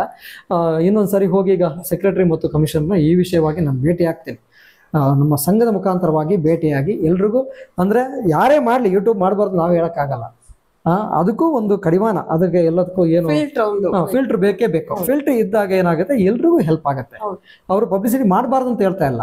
ಈಗ ಅವ್ರಿಗೇನು ಪಬ್ಲಿಸಿಟಿ ಮಾಡೋದು ದುಡ್ಡು ಕೇಳ್ತಾರೆ, ದುಡ್ಡು ಕೊಡ್ಲಿಲ್ಲ ಅಂದ್ರೆ ಕೆಟ್ಟದಾಗ ಬರೀತಾರೆ, ಅದೆಲ್ಲ ಮಾಡಲೇಬಾರ್ದು. ಸಿನಿಮಾಕ್ಕೆ ಯಾರು ಕೂಡ ಅನ್ಯಾಯ ಮಾಡಬಾರ್ದು ಅನ್ನೋ ರೀತಿಯಲ್ಲಿ ನಾವು ಅಂದ್ರೆ ಸಂಘ ಸಂಸ್ಥೆಯವರು ಕೂಡ ಹೋರಾಟ ಮಾಡಬೇಕಾಗುತ್ತೆ. ಖಂಡಿತ ಸರ್, ನಾವು ಕೂಡ ಅದಕ್ಕೆ ಕೈ ಜೋಡಿಸ್ತೇವೆ. ಬಿಕಾಸ್ ಯಾವುದೇ ಸಿನಿಮಾದ ಬಗ್ಗೆ ವಿಮರ್ಶೆ ಮಾಡ್ಬೇಕಾದಾಗ ವಿಮರ್ಶೆ ಮಾಡ್ತಿರೋ ವ್ಯಕ್ತಿ ಒಂದ್ ಅರ್ಥ ಮಾಡ್ಕೊಳ್ತಾ ಇರಲ್ಲ, ಅವನು ಕೂಡ ಆ ಕಂಟೆಂಟ್ ಇಂದಾನೆ ಲೈಕ್ಸ್ ಮತ್ತೆ ಇನ್ನೊಂದನ್ನ ಗಿಟ್ಟಿಸ್ಕೊಳ್ತಾ ಇದ್ದಾರೆ ಅಂತ ಹೇಳ್ಕೊಂಡು ನೀವ್ ಹೇಳಿದ್ರೆ ನಿರ್ಮಾಪಕರ ಅನ್ನದಾತರು, ಆ ಅನ್ನದಾತರಿಗೆ ವಿಷ ಹಾಕ್ತಾರೆ ಇಂಥ ಕಂಟೆಂಟ್ ಮಾಡೋ ಮೂಲಕ ಅಂತ ಹೇಳ್ಕೊಂಡು ಆ ಕಂಟೆಂಟ್ ಅನ್ನ ಅದೇ ನಿರ್ಮಾಪಕನ ಕಂಟೆಂಟ್ ಅನ್ನ ತಗೊಂಡು ಇವರು ಏನು ಚಾನಲ್ ಅಲ್ಲಿ ಇವ್ರಿಗೊಂದು ಕಂಟೆಂಟು ಆಯ್ತು, ಅಲ್ಲೊಂದಷ್ಟು ಲೈಕ್ಸ್ ಬರ್ಬೋದು, ವ್ಯೂಸ್ ಬರ್ಬೋದು, ನಾಳೆ ಮಾನಿಟೈಸೇಷನ್ ಆದ್ರೆ ಅಲ್ಲಿಂದ ಅವ್ರ ಹಣದಿಂದ ಅವ್ರು ₹1 ಫುಡ್ ಆದ್ರೂ ತಿಂದಿರ್ತಾರೆ, ಆ ಋಣವನ್ನ ತೀರ್ಸೋದು ಹೇಗೆ? ಈ ರೀತಿ ಮಾಡ್ಬೇಕು. ಸರ್, ನೀವು ಆಗ ಮಾತಾಡ್ತಿರ್ಬೇಕಾದ್ರೆ ನಿಮ್ಮ ತಾಳಿ ಕಟ್ಟಿದ ಸಿನಿಮಾದಲ್ಲಿ ನಿಮ್ಮ ಸಿಡಿ ಹೊರಗಡೆ ಬಂತು, ಪೈರಸಿ ಕಾಪಿ ಅಂತ ಹೇಳ್ಕೊಂಡು. ಪೈರಸಿ ಅನ್ನೋದು ಆಗದಿಂದ ಈಗಿನ ತನಕ ಅದು ತುಂಬಾ ಕೆಟ್ಟ ಇದು. ನಾವು FMC ಅಲ್ಲಿ ನಮ್ಮ ಮೂಲ ಉದ್ದೇಶದಲ್ಲಿ ಒಂದು ಮುಖ್ಯ ನಾವು ಹೋರಾಟ ಮಾಡಿದ್ದು ಕೂಡ ಪೈರಸಿ ಅಗೇನ್ಸ್ಟ್ ಒಂದು 4-5 ಪೇಜ್ಗಳು ವೆಬ್ಸೈಟ್ ರೀತಿಯಲ್ಲಿ ಬಂದಂತಹ ಪೈರಸಿ ಲಿಂಕ್ಗಳನ್ನೆಲ್ಲ ಕಂಪ್ಲೇಂಟ್ ಮಾಡಿ ಹೋರಾಟ ಮಾಡಿ ತೆಗ್ಸಿದೆ. ಸೊ ಆದ್ರೂ ಚೇಂಬರ್ಗಳಾಗ್ಲಿ ಅಥವಾ ನಮ್ಮ ಎಲ್ಲ ಸಂಘ ಸಂಸ್ಥೆಗಳು ಒಟ್ಟಿಗೆ ಸೇರೋದಾಗ್ಲಿ, ಸರ್ಕಾರ ಆಗ್ಲಿ ಅದಕ್ಕೊಂದು ಸರಿಯಾದ ರೀತಿಯಲ್ಲಿ ಸ್ಪಂದಿಸೋದಾಗಲಿ, ಅಥವಾ ಅದನ್ನ ಯಾವಾಗ ಮಾತಾಡಿದ್ರು ನಮ್ಮ ಪತ್ರಕರ್ತರಾಗ್ಲಿ ಇದೊಂದು ಔಟ್ಡೇಟೆಡ್ ವಿಷಯ, ಇದು ಎಷ್ಟೋ ಸಮಯದಿಂದ ಬಂದಿದ್ದಾರೆ, ದೊಡ್ಡ ದೊಡ್ಡ ಸ್ಟಾರ್ಗಳು ಬಂದು ಮಾತಾಡಿದ್ರೆ ಏನಾದ್ರೂ ಆಗಬಹುದು ಅಂತ ಹೇಳ್ತಾರೆ. ಸ್ಟಾರ್ಗಳು ಪಾಪ ಅವ್ರ ಸ್ಟಾರ್ಗಳೇ, ಅವ್ರು ಬ್ಯುಸಿ ಇರ್ತಾರೆ, ಹಾಗಂತೇಳಿ ಅವ್ರು ಬರಬಾರ್ದು ಅಂತ ಹೇಳ್ತಿಲ್ಲ. ಅವರು ಬಂದು ಎಲ್ಲ ಒಟ್ಟಿಗೆ ಸೇರಿ ಇದಕ್ಕೊಂದು ಹೋರಾಟ ಮಾಡಿ ಇದನ್ನ ನಿಲ್ಸಿದ್ರೆ ಎಷ್ಟೋ ಸಿನಿಮಾಗಳಿಗೆ ಬಿಸ್ನೆಸ್, ಪೈರಸಿ ಕಾಪಿ ಸಿಕ್ಕಿದ ತಕ್ಷಣನೇ ಬಿಸ್ನೆಸ್ ಅನ್ನೋದು ಒಂದ್ ಕಡೆಯಲ್ಲಿ ಪಾಸ್ ಆಗ್ಬಿಡುತ್ತೆ. ಆಲ್ರೆಡಿ ಲೀಕ್ ಆಗಿದೆ, ಇದನ್ನೇನು ಎಕ್ಸ್ಕ್ಲೂಸಿವ್ನೆಸ್ ಇಲ್ಲ ಅಂತ ಹೇಳ್ಕೊಂಡು ಯಾವ ರೀತಿ ಇದನ್ನ ತಡೆಗಟ್ಟೋದು ಅಂಡ್ ಹೆಂಗೆ ಎಲ್ಲರೂ ಸೇರಿ ಇದನ್ನ ತಡೆಗಟ್ಟೋದ್ರ ಬಗ್ಗೆ ಏನಾದ್ರು ನಿಮ್ಮ ಕಾನ್ಫಿಡೆನ್ಸ್ ಅಲ್ಲಿ ನೀವು ಯೋಚನೆ ಹಾಕೊಂಡಿದ್ದೀರಾ ಹೇಗೆ? ಇಲ್ಲ ಇಲ್ಲ, ಇಲ್ಲಿವರೆಗೆ ಅದ್ರ ಬಗ್ಗೆ ಯೋಚನೆ ಮಾಡಿಲ್ಲ. ಯಾಕೆ ಯೋಚನೆ ಮಾಡಿಲ್ಲ ಅಂದ್ರೆ, ಹಿಂದೆ ಇದ್ರ ಬಗ್ಗೆ ಸರ್ಕಾರಕ್ಕೆ ಕಂಪ್ಲೇಂಟ್ ಮಾಡಿ ಅದಕ್ಕೆ ಒಂದು ಕಾನೂನು ತಂದು ಏನೆಲ್ಲ ಮಾಡಿದ್ರು, ಏನೇ ಮಾಡಿದ್ರು ಕೂಡ ಅವರನ್ನ ಕಂಟ್ರೋಲ್ ತರುವ ಕೆಲಸವನ್ನ ಯಾರೂ ಇಲ್ಲಿವರೆಗೆ ಮಾಡಿಲ್ಲ, ಮಾಡ್ತಾನೂ ಇಲ್ಲ.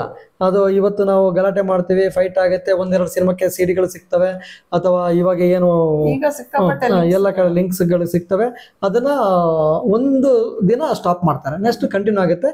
ಅದು ಇವತ್ತು ಯಾವ ಐಡಿಯಲ್ಲಿ ಆಯ್ತು ಆ ಐಡಿಯಾ ಇರಲ್ಲ, ನಾಳೆ ಬೇರೆ ಐಡಿಯಲ್ಲಿ ಆಗುತ್ತೆ. ಬಟ್ ಅದಕ್ಕೆ ನಿಜವಾಗಿ ನಾನು ಹೇಳೋದಾದ್ರೆ ಕೇಂದ್ರ ಸರ್ಕಾರ ಒಂದು ಸೂಕ್ತ ಕ್ರಮವನ್ನ ತಗೋಬೇಕಾಗತ್ತೆ. ಯಾಕೆಂದ್ರೆ ಟೆಲಿಗ್ರಾಮ್ ಆ್ಯಪ್ ಯಾರ್ದು? ಹೌದು, ಸೆಂಟ್ರಲ್ ಗವರ್ಮೆಂಟ್. ಅವರೇ ಬಿಟ್ಬಿಟ್ಟು ಅವರೇ ಸಿನಿಮಾವನ್ನ ಪೈರಸಿ ನೋಡೋತರ ಅವಕಾಶ ಮಾಡಿಕೊಟ್ರೆ ಅವ್ರಿಗೆ ಟ್ಯಾಕ್ಸ್ ಬೇಕು, ಎಲ್ಲವೂ ಬೇಕು. ಇನ್ನು ಒಬ್ಬ ನಿರ್ಮಾಪಕ ಬೆಳೆದ ಅಂದ್ರೆ ತಯಾರು ಮಾಡಿದ ಸಿನಿಮಾವನ್ನ ಅಲ್ಲಿ ನೋಡಕ್ಕೆ ಅವರೇ ಒಂದು ವೇದಿಕೆ ಕಲ್ಪಿಸಿಕೊಟ್ಟಿದ್ದಾರೆ. ಇತ್ತೀಚೆಗೆ ಏನೋ ಸ್ಟಾಪ್ ಆಗಿದೆ ಅಂತ ಬಂದು, ನನ್ಗೆ ಅದು ಗೊತ್ತಿಲ್ಲ, ಟೆಲಿಗ್ರಾಮು ಈಗ ಸ್ಟಾಪ್ ಮಾಡಿದಾರೆ ಎಲ್ಲೋ ಗೊತ್ತಿಲ್ಲ. ಬಟ್ ಈ ತರದ ವೇದಿಕೆ, ಈಗ ಉದಾಹರಣೆಗೆ ನೀವು ಹಿಂದೆ ದೂರದರ್ಶನ್ ಇರುವಾಗಿಂದ ನಿಮಗೆ ಗೊತ್ತಿರುತ್ತೆ, ಇವಾಗ ವೇವ್ಸ್ ಅಂತ ಒಂದು OTT ಸ್ಟಾರ್ಟ್ ಆಗಿದೆ. ಅದರಲ್ಲಿ ನೋಡಿ ನೀವು ಯಾವ್ದಾವ್ದೋ ಸಿನಿಮಾಗಳಿದೆ, ಯಾರ ಥ್ರೂ ತಗೊಂಡ್ರು ಗೊತ್ತೇ ಇಲ್ಲ. ನೀವೊಂದು ಸಿನಿಮಾ ಮಾಡಿ OTT ಕೊಡೋಕ್ಕಾಗತ್ತಾ? ಆಗಲ್ಲ. ಇವರು ವೇವ್ಸ್ ಅನ್ನೋ OTT ಮಾಡಿ ನಮ್ಮನ್ನು ಕೂಡ ಬಾಂಬೆ ಕರೆದ್ರು. ನಾನು ಹೇಳೋದು, ನೀವಿಷ್ಟೆಲ್ಲ ಮಾಡ್ತೀರಾ, ಝೂಮ್ ಕಾಲ್ ಮಾಡ್ತಾರೆ, ಏನು ಮಾಡ್ಬೋದು ಅಂತ ಎಲ್ಲ ಒಪ್ಕೊಳ್ಳೋಣ. ನೀವು ಸಿನಿಮಾ ಮಾಡಿ, ನೀವು ಯಾವುದೋ ಸಿನಿಮಾಗಳನ್ನ ಯಾರೋ ಬ್ರೋಕರ್ಸ್ಗಳು ಕಡಿಮೆ ತಗೊಂಡು ಅದನ್ನು ಕೊಟ್ಟಿದ್ದನ್ನ ಸಿನಿಮಾ ತಗೊಳ್ಳೋ ಬದಲು ನಿರ್ಮಾಪಕರಿಗೆ ಡೈರೆಕ್ಟ್ ಒಬ್ಬ ಸಿನಿಮಾ ಪ್ರೊಡಕ್ಷನ್ ಅವನ ರಿಜಿಸ್ಟ್ರೇಷನ್ ಆದಾಗ ಯಾವ ಸಿನಿಮಾ ಮಾಡಿದ್ದಾನೆ, ಅವನದು ಏನು ಸಿನಿಮಾ ತಗೊಂಡ್ಬಿಟ್ಟು ಅವನ ಕಂಟೆಂಟ್ಗೆ ಏನು ರೇಟು, ನೀವು ಒಂದು ಏನಂತಾರೆ ತರಕಾರಿ ಮಂಡಿಗಳಿರ್ತಾವಲ್ಲ, ಅಲ್ಲಿ ಏನು ರೇಟ್ ಬೆಲೆ ಕಟ್ತಾರೆ, ಅದನ್ನ ನೀವು ಅದೇ ಥರ ಸಿನಿಮಾ ಒಂದು ವರ್ಷಕ್ಕೆ 400 ಸಿನಿಮಾ ಆಗುತ್ತೆ, ಯಾವ ಸಿನಿಮಾ ಯಾವ ಪ್ರೊಡಕ್ಷನ್ದು ಏನೇನು ಮಾಡಿದ್ದಾರೆ, ಈ ಸಿನಿಮಾಕ್ಕೆ ನಾವು ಇಷ್ಟು ಕೊಡ್ತೀವಿ ಬನ್ನಿ ಅಂತ ಯಾಕೆ ಕೇಳಲ್ಲ?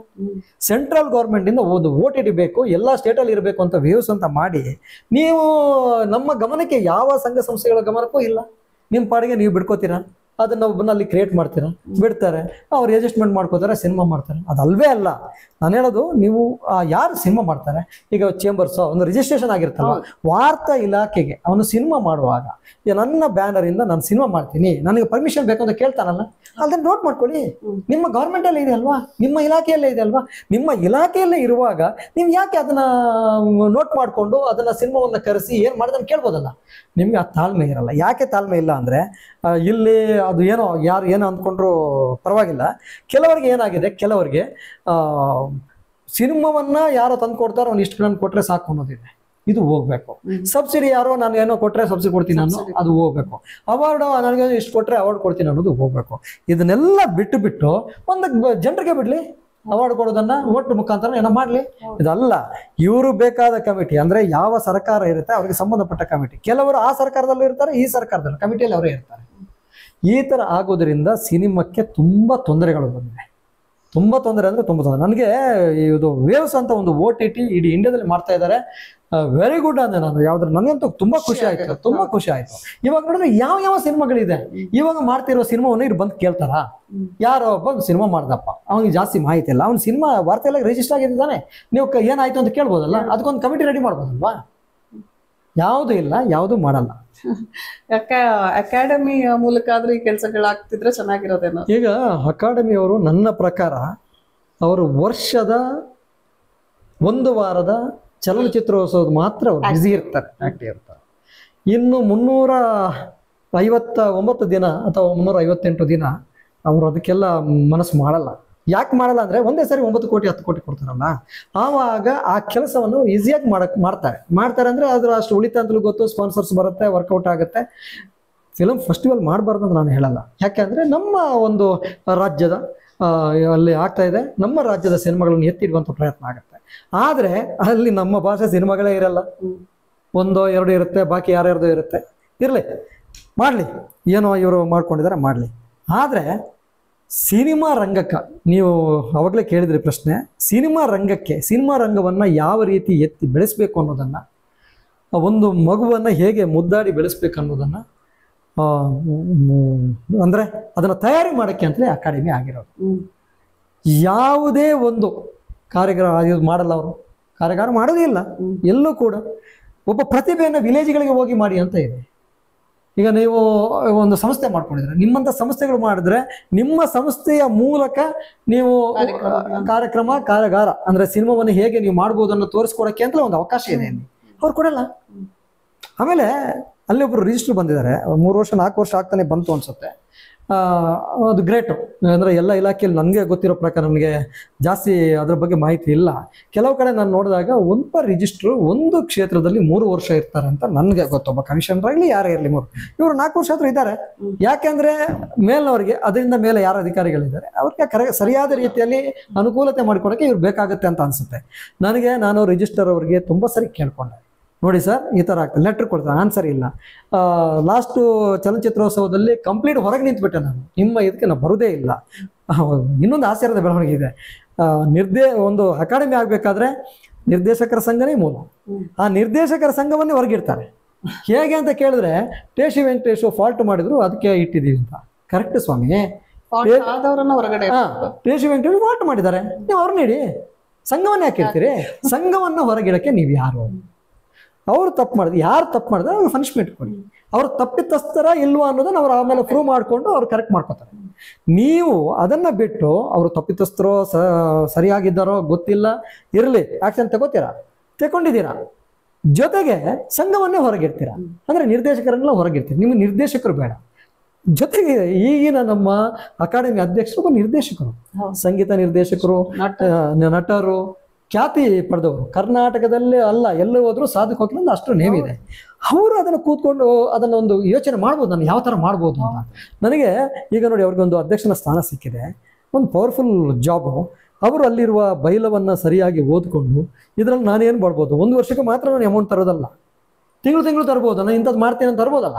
ಇವ್ರು ಕೇಳಿದ್ರೆ ಕೊಡಲ್ಲ ಅಂತಾರ? ಸರ್ಕಾರ ಅವ್ರ ಕೈಯಲ್ಲಿದೆ, ಅವ್ರಿಗೆ ಹೇಳಿದಾಗೆ ಇದೆ. ಎಲ್ಲವನ್ನ ನಾನು ವಿಲೇಜಲ್ಲಿ ಮಾಡ್ತೀನಿ. ಒಂದು ಹುಬ್ಳಿನೋ, ಮೈಸೂರೋ, ಮಂಗಳೂರೋ, ಕೊಡಗೋ ಎಲ್ಲ ಬೇಕಾದ್ರೂ ಮಾಡ್ಬೋದು. ಎಲ್ಲ ಕಡೆ ಮಾಡಬೇಕಾದ್ರೆ ಇವರು ಏನು ಮಾಡಬೇಕಂದ್ರೆ, ಇವ್ರಿಗೆ ಸಾಧ್ಯ ಆಗಲಿಲ್ಲ, ನನ್ನ ಜೊತೆ ಇರುವ ಟೀಮ್ ಸಾಕಾಗಲ್ಲ ಅಂದರೆ ಇಷ್ಟು ಸಂಘ ಸಂಸ್ಥೆಗಳಿದೆಯಲ್ಲ ಕರೆಸಿ ಕೂರಿಸ್ಕೊಂಡು ಮಾತಾಡಿಬಿಟ್ಟು ಮಾಡಿ. ಬರೀ ಇದು ಒಂದು ಮಾತ್ರ ಅಲ್ಲ, ನೀವು ಕೇಳಿದಾಗೆ ಪೈರಸಿನೂ ಕಂಟ್ರೋಲ್ ಮಾಡೋಕ್ಕೆ ಅವ್ರಿಗೆ ಪ್ರಯತ್ನ ಅಂತೂ ಪಡ್ಬೋದು. ಅವ್ರು ಮಾಡಿದ್ರೆ ಗೌರ್ಮೆಂಟ್ ಕೂತ್ಕೊಂಡು ಕೆಲಸ ಮಾಡುತ್ತೆ. ಆಕ್ಚುಲಿ ಈ ಬಾಕಿ ಸಂಘ ಸಂಸ್ಥೆಗಳು ಏನು ಇದ್ರು ಕೂಡ ನಾವು ಇಲೆಕ್ಟೆಡ್ ಓಡಿಯೋದು, ಅವರು ಹಾಗಲ್ಲ, ಗೌರ್ಮೆಂಟೇ ಸೆಲೆಕ್ಟ್ ಮಾಡಿ ಕಳ್ಸಿಕೊಡ್ತಾರೆ. ಕಳಿಸಿರೋದ್ರಿಂದ ಅವರು ನೀಟಾಗಿ ಕೂತ್ಕೊಂಡು ಮಾಡ್ಬೋದು. ಅವರು ಯಾವುದೇ ನೀವೊಂದು ಸರಿ ನಮ್ಮ ಅಕಾಡೆಮಿಯ ಬೈಲವನ್ನು ಓದಿ, ನಿಮ್ಮ ಹತ್ರ ಅಥವಾ ಸರ್ ಹತ್ರ ಬೈಲ ಇಲ್ಲ ಅಂದರೆ ನಾನೇ ಬೇಕಾದ್ರೆ ಒಂದು ಕಾಪಿ ಕೊಡ್ತೀನಿ. ಆ ಬೈಲದಲ್ಲಿ ಇರುವಂಥ ಕಂಡೀಷನ್ ಓದಿದ್ರೆ ಅವ್ರಿಗೆ ಅರ್ಥ ಆಗಬೇಕು, ಅವ್ರಿಗೂ ಅರ್ಥ ಆಗಬೇಕು, ನಮಗೂ ಅರ್ಥ ಆಗಬೇಕು ನಾವು ಏನು ಮಾಡಬೇಕು ಅಂತ. ಅವ್ರು ಆ ಕಂಡೀಷನ್ನೂ ಓದಲ್ಲ, ನಾನು ಏನು ಮಾಡಬೇಕು ಅನ್ನೋದು ಅವ್ರಿಗೂ ಗೊತ್ತಿರಲ್ಲ. ಒಂದು ಸಾರಿ ಫಂಕ್ಷನ್ ಆಗುತ್ತೆ ನಾವು ಮಿಂಚು ಬಿಡೋದು ಅಲ್ಲ. ನಾನು ಅವರನ್ನು ಇದು ಮಾಡ್ತಾ ಇಲ್ಲ. ಏನಂದರೆ ಅಧ್ಯಕ್ಷನಾಗಿ ಅವ್ರಿಗೊಂದು ಜವಾಬ್ದಾರಿ ಇದೆ. ಅದು 3 ವರ್ಷ ಅವ್ರಿಗೆ ಏನು ಅವಧಿ ಇದೆ, ಅವ್ರದ್ದು ಅವಧಿ ಇದೆಯೋ ಆ ಅವಧಿಯಲ್ಲಿ ನನ್ನ ಅವಧಿಯಲ್ಲಿ ಇಂಥ ಕೆಲಸ ಮಾಡಿದ್ದೀನಿ ಅಂತ ಎದೆ ತಟ್ಟಿ ಹೇಳ್ಕೊಳ್ಳೋ ಹಾಗೆ ಇರಬೇಕು ಅಲ್ವೇ? ಈಗ ಮೊನ್ನೆ ಫಿಲಮ್ ಫೆಸ್ಟಿವಲ್ ಮಾಡಿದ್ರಪ್ಪ, ಫಸ್ಟ್ ನಾವು ಅದನ್ನ ಇದು ಮಾಡಿದ್ವಿ, ಆಮೇಲೆ ಎಲ್ಲರೂ ಕೂಡ ಅದನ್ನ ದೂರ ಇಟ್ರ. ಆ ಥರ ಆಗಬಾರ್ದು. ಫಿಲಮ್ ಫೆಸ್ಟಿವಲು ನಮ್ಮ ಅಂದರೆ ಕರ್ನಾಟಕದ ಕನ್ನಡ ಚಲನಚಿತ್ರರಂಗದಿಂದ ಆಗುವಂಥ ಒಂದು ಕಾರ್ಯಕ್ರಮ. ಇಡೀ ಇಂಡಸ್ಟ್ರಿನ ಒಗ್ಗೂಡಿಸ್ಕೊಂಡು ಹೋಗ್ಬೇಕು. ನಿಮಗೆ ಇಡೀ ಇಂಡಸ್ಟ್ರಿ ಬೇಡ, ಇಂಡಸ್ಟ್ರಿನ ಕೇಳೋದೇ ಇಲ್ಲ ನೀವು, ಅವ್ರು ಯಾರೋ ಇವ್ರು ಯಾರೋ ಅದಲ್ಲ, ಎಲ್ಲರನ್ನ ಒಗ್ಗೂಡಿಸಿ. ಅಂದರೆ ಒಂದು ಅಕಾಡೆಮಿ ಆದಾಗಲೂ ಆಗಲ್ಲ, ಚೇಂಬರಿಂದಲೂ ಆಗಲ್ಲ, ಯಾರಿಂದಲೂ ಆಗಲ್ಲ ಅಂದರೆ ಹಾಗಾದ್ರೆ ನಮ್ಮ ಇಂಡಸ್ಟ್ರಿನ ನಡೆಸುವಂಥವ್ರು ಯಾರು? ನನ್ನ ಪ್ರಶ್ನೆ. ಅದಕ್ಕೆ ಆ್ಯಕ್ಚುಲಿ ವಾರ್ತಾ ಇಲಾಖೆ ಇದನ್ನು ಸರಿಯಾದ ರೀತಿಯಲ್ಲಿ ನಡೆಸ್ಕೊಂಡು ಹೋಗಬೇಕು. ಅಕಾಡೆಮಿಯಿಂದ ತುಂಬ ಮಿಸ್ಟೇಕ್ ಆಗ್ತಾ ಇದೆ. ಯಾವುದೇ 3 ವರ್ಷದಿಂದ ಇಲ್ಲಿವರೆಗಿನ ಯಾವುದೇ ಖರ್ಚು ಎಷ್ಟು ಮಾಡಿದ್ದಾರೆ ಅನ್ನೋದು ಲೆಕ್ಕ ಕೂಡ ಕೊಡಲಿಲ್ಲ. ಯಾವ ತಿಂಗಳಲ್ಲಿ ಎಲ್ಲಿ ಕಾರ್ಯಕ್ರಮ ಮಾಡಿದ್ದಾರೆ ಅಂತ ಇಲ್ಲ. ಇದೆಲ್ಲವನ್ನು ನೋಡಿದಾಗ ನಮ್ಮ ಸಂಘದ ಕಾನೂನು ಸಲಹೆಗಾರರು ಹೇಳಿದ್ರು ಇದ್ರ ಮೇಲೆ ನಾವು ಕೇಸ್ ಮಾಡಬೇಕಾಗತ್ತೆ ಅಂತ. ಮಾಡಿ ಅಂದೆ ನಾನು. ಅದಕ್ಕೆ ಮುಂಚೆ ಏನು ಮಾಡೋಣ, ಒಂದು 2-3 ತಿಂಗಳು ಕಾಯೋಣ ಸರ್. ಸಡನ್ ಆಗಿ ಕೇಸ್ ಮಾಡಿಬಿಟ್ಟು ನಾವು ಇದಾಗೋದು ಬೇಡ, ಎಲ್ಲವನ್ನ ನಾವು ಇದು ಮಾಡೋದು ಬೇಡ. ಅದರ ಬದಲು ರಾಜ್ಯಪಾಲರಿಗೆ ಒಂದು ಪತ್ರ ಬರೆಯೋಣ, ರಾಜ್ಯಪಾಲರಿಗೂ ಮುಖ್ಯಮಂತ್ರಿಗೂ ಪತ್ರ ಬರೆಯೋಣ ಅಂತ ಹೇಳಿ ಒಟ್ಟಿಗೆ central government and state government 52 ಇಲಾಖೆಗೆ ಪತ್ರ ಬರೀತೀವಿ ನಾವು. ಒಂದು ಕಡೆಯಿಂದ ಮಾಹಿತಿ ಬರುತ್ತೆ, ಅಲ್ಲಿಗೆ ನೋಟಿಸ್ ಇಶ್ಯೂ ಆಗುತ್ತೆ ಅಂತ ಬರುತ್ತೆ. ಆದರೆ ನಮಗೆ ಇಲ್ಲಿವರೆಗೆ ಯಾವುದೇ ಮಾಹಿತಿ ಇಲ್ಲ.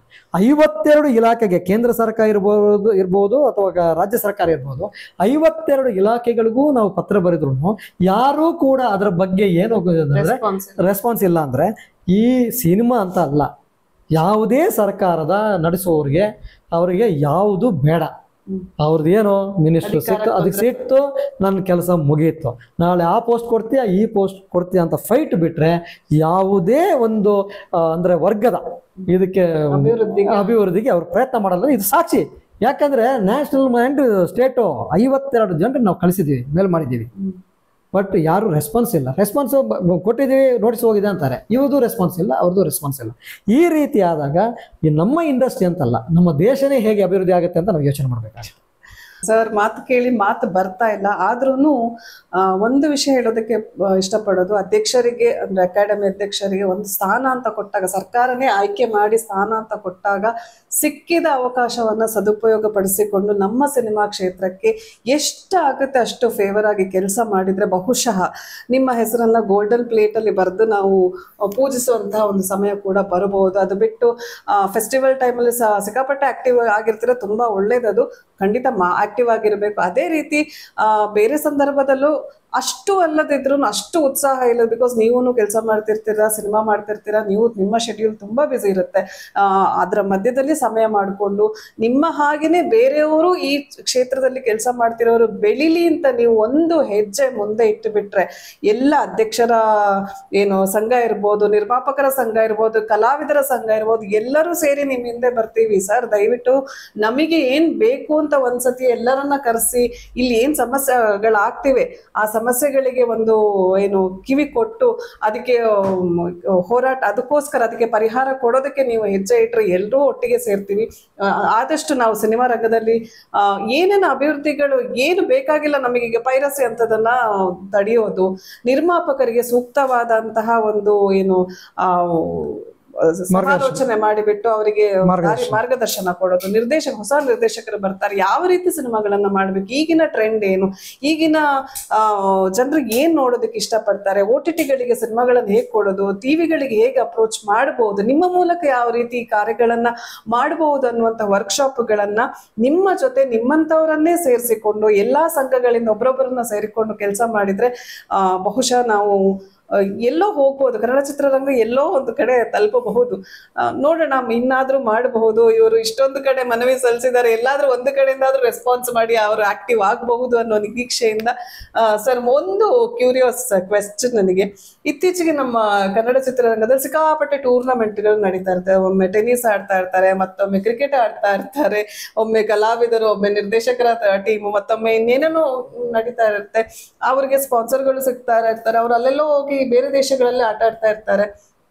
ಇದರಿಂದ ನಮಗೆ ಏನ್ ಪ್ರಯೋಜನ ಆಗ್ತದೆ? ಅಫ್ಕೋರ್ಸ್ ಎಲ್ಲೋ ಒಂದು ರೀಲಲ್ಲಿ ನೋಡಿದಾಗ ಒಂದು 5-2 ನಿಮಿಷ ಅಥವಾ ಒಂದು ಕೆಲವು ಸೆಕೆಂಡ್ಗಳ ಕಾಲ ಅವರ ವೇಷಭೂಷಣ, ಅವರು ಬಸ್ಸಿಂದ ಇಳಿದು ಬಂದು ಮಾತಾಡ್ಬೇಕಾದ್ರೆ ನಾನು ನಿಮ್ಮಲ್ಲೇ ಇದ್ದೀನಿ, ಇಂಥ ಮಾತುಗಳೆಲ್ಲ ಒಂದೆರಡು ಕಡೆ ಎಂಟರ್ಟೈನ್ ಆಗುತ್ತೆ ಹೊರತು ಸರಿ ಇದೇ ಇಷ್ಟು ಜನರು ಒಂದು ಸಿನಿಮಾ, ಕನ್ನಡದಲ್ಲಿ ಎಷ್ಟೊಂದು ಸಿನಿಮಾ ರಿಲೀಸ್ ಆಗುತ್ತೆ, ಅವರು ಈ ರೀತಿ ಒಂದು ಏನು ಅವರ ಫ್ರೆಂಡ್ಸ್ಗಳನ್ನು ಅಥವಾ ಅವರ ಟೀಮ್ ಅನ್ನ ಕರ್ಕೊಂಡು ಬಂದು ಸಿನಿಮಾಕ್ಕೂ ಬಂದ್ಬಿಟ್ರೆ ಬಹುಶಃ ಅದು ತುಂಬಾ ಪಾಸಿಟಿವ್ ಆಗುತ್ತೆ. ಈ ರೀತಿ ಟೂರ್ನಮೆಂಟ್ ಹೋಗ್ಲಿ 100% ಅದು ಅವ್ರಿಗೂ ಒಂದು ಅರ್ನಿಂಗು ಇರ್ಬೋದು, ಅವರ ಒಂದು ಏನು ಸ್ಟ್ರೆಸ್ಗಳ ಮತ್ತೆ ಎಂಟರ್ಟೈನ್ಮೆಂಟು ಇರಬಹುದು.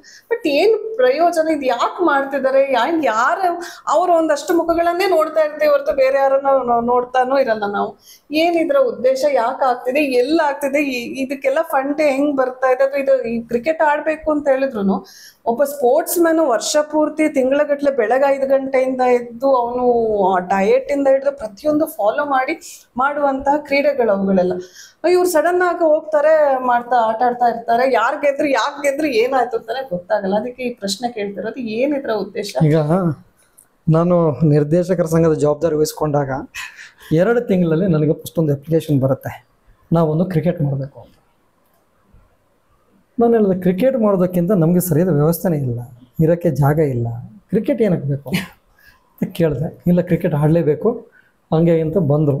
ಆವಾಗ ಕಮಿಟಿಯಲ್ಲೆಲ್ಲ ಮಾತಾಡಿ ಕಮಿಟಿಯಲ್ಲಿ ಕೇಳಿದೆ, ನೋಡಿ ಸಂಘದಿಂದ ನೀವು ಮಾಡೋದು ಬೇಡ, ಸಂಘದಿಂದ ಮಾಡೋದಿದ್ರು ಕೂಡ ನಾವು ಒಂದು ಫಂಡು ಕೊಡೋಕ್ಕಾಗಲ್ಲ, ನೀವು ನಮಗೇನು ಕೊಡ್ತೀರಾ ಅಂತ ಹೇಳಿದ್ರೆ ಅದ್ರ ಮೇಲೆ ನಾವು ಪ್ಲ್ಯಾನ್ ಮಾಡೋದು. ಅವ್ರು ನಮ್ಗೆ ಕೊಡೋಕೆ ರೆಡಿ ಇಲ್ಲ, ಕೊಡೋಕ್ಕೆ ಅಂದರೆ ಎಲ್ಲರೂ ಅವ್ರವ್ರದ್ದು ಉದ್ದೇಶಗಳು. ಆವಾಗ ನಾನು ಅದಕ್ಕೆ ಆಸ್ಪದ ಕೊಡಲಿಲ್ಲ.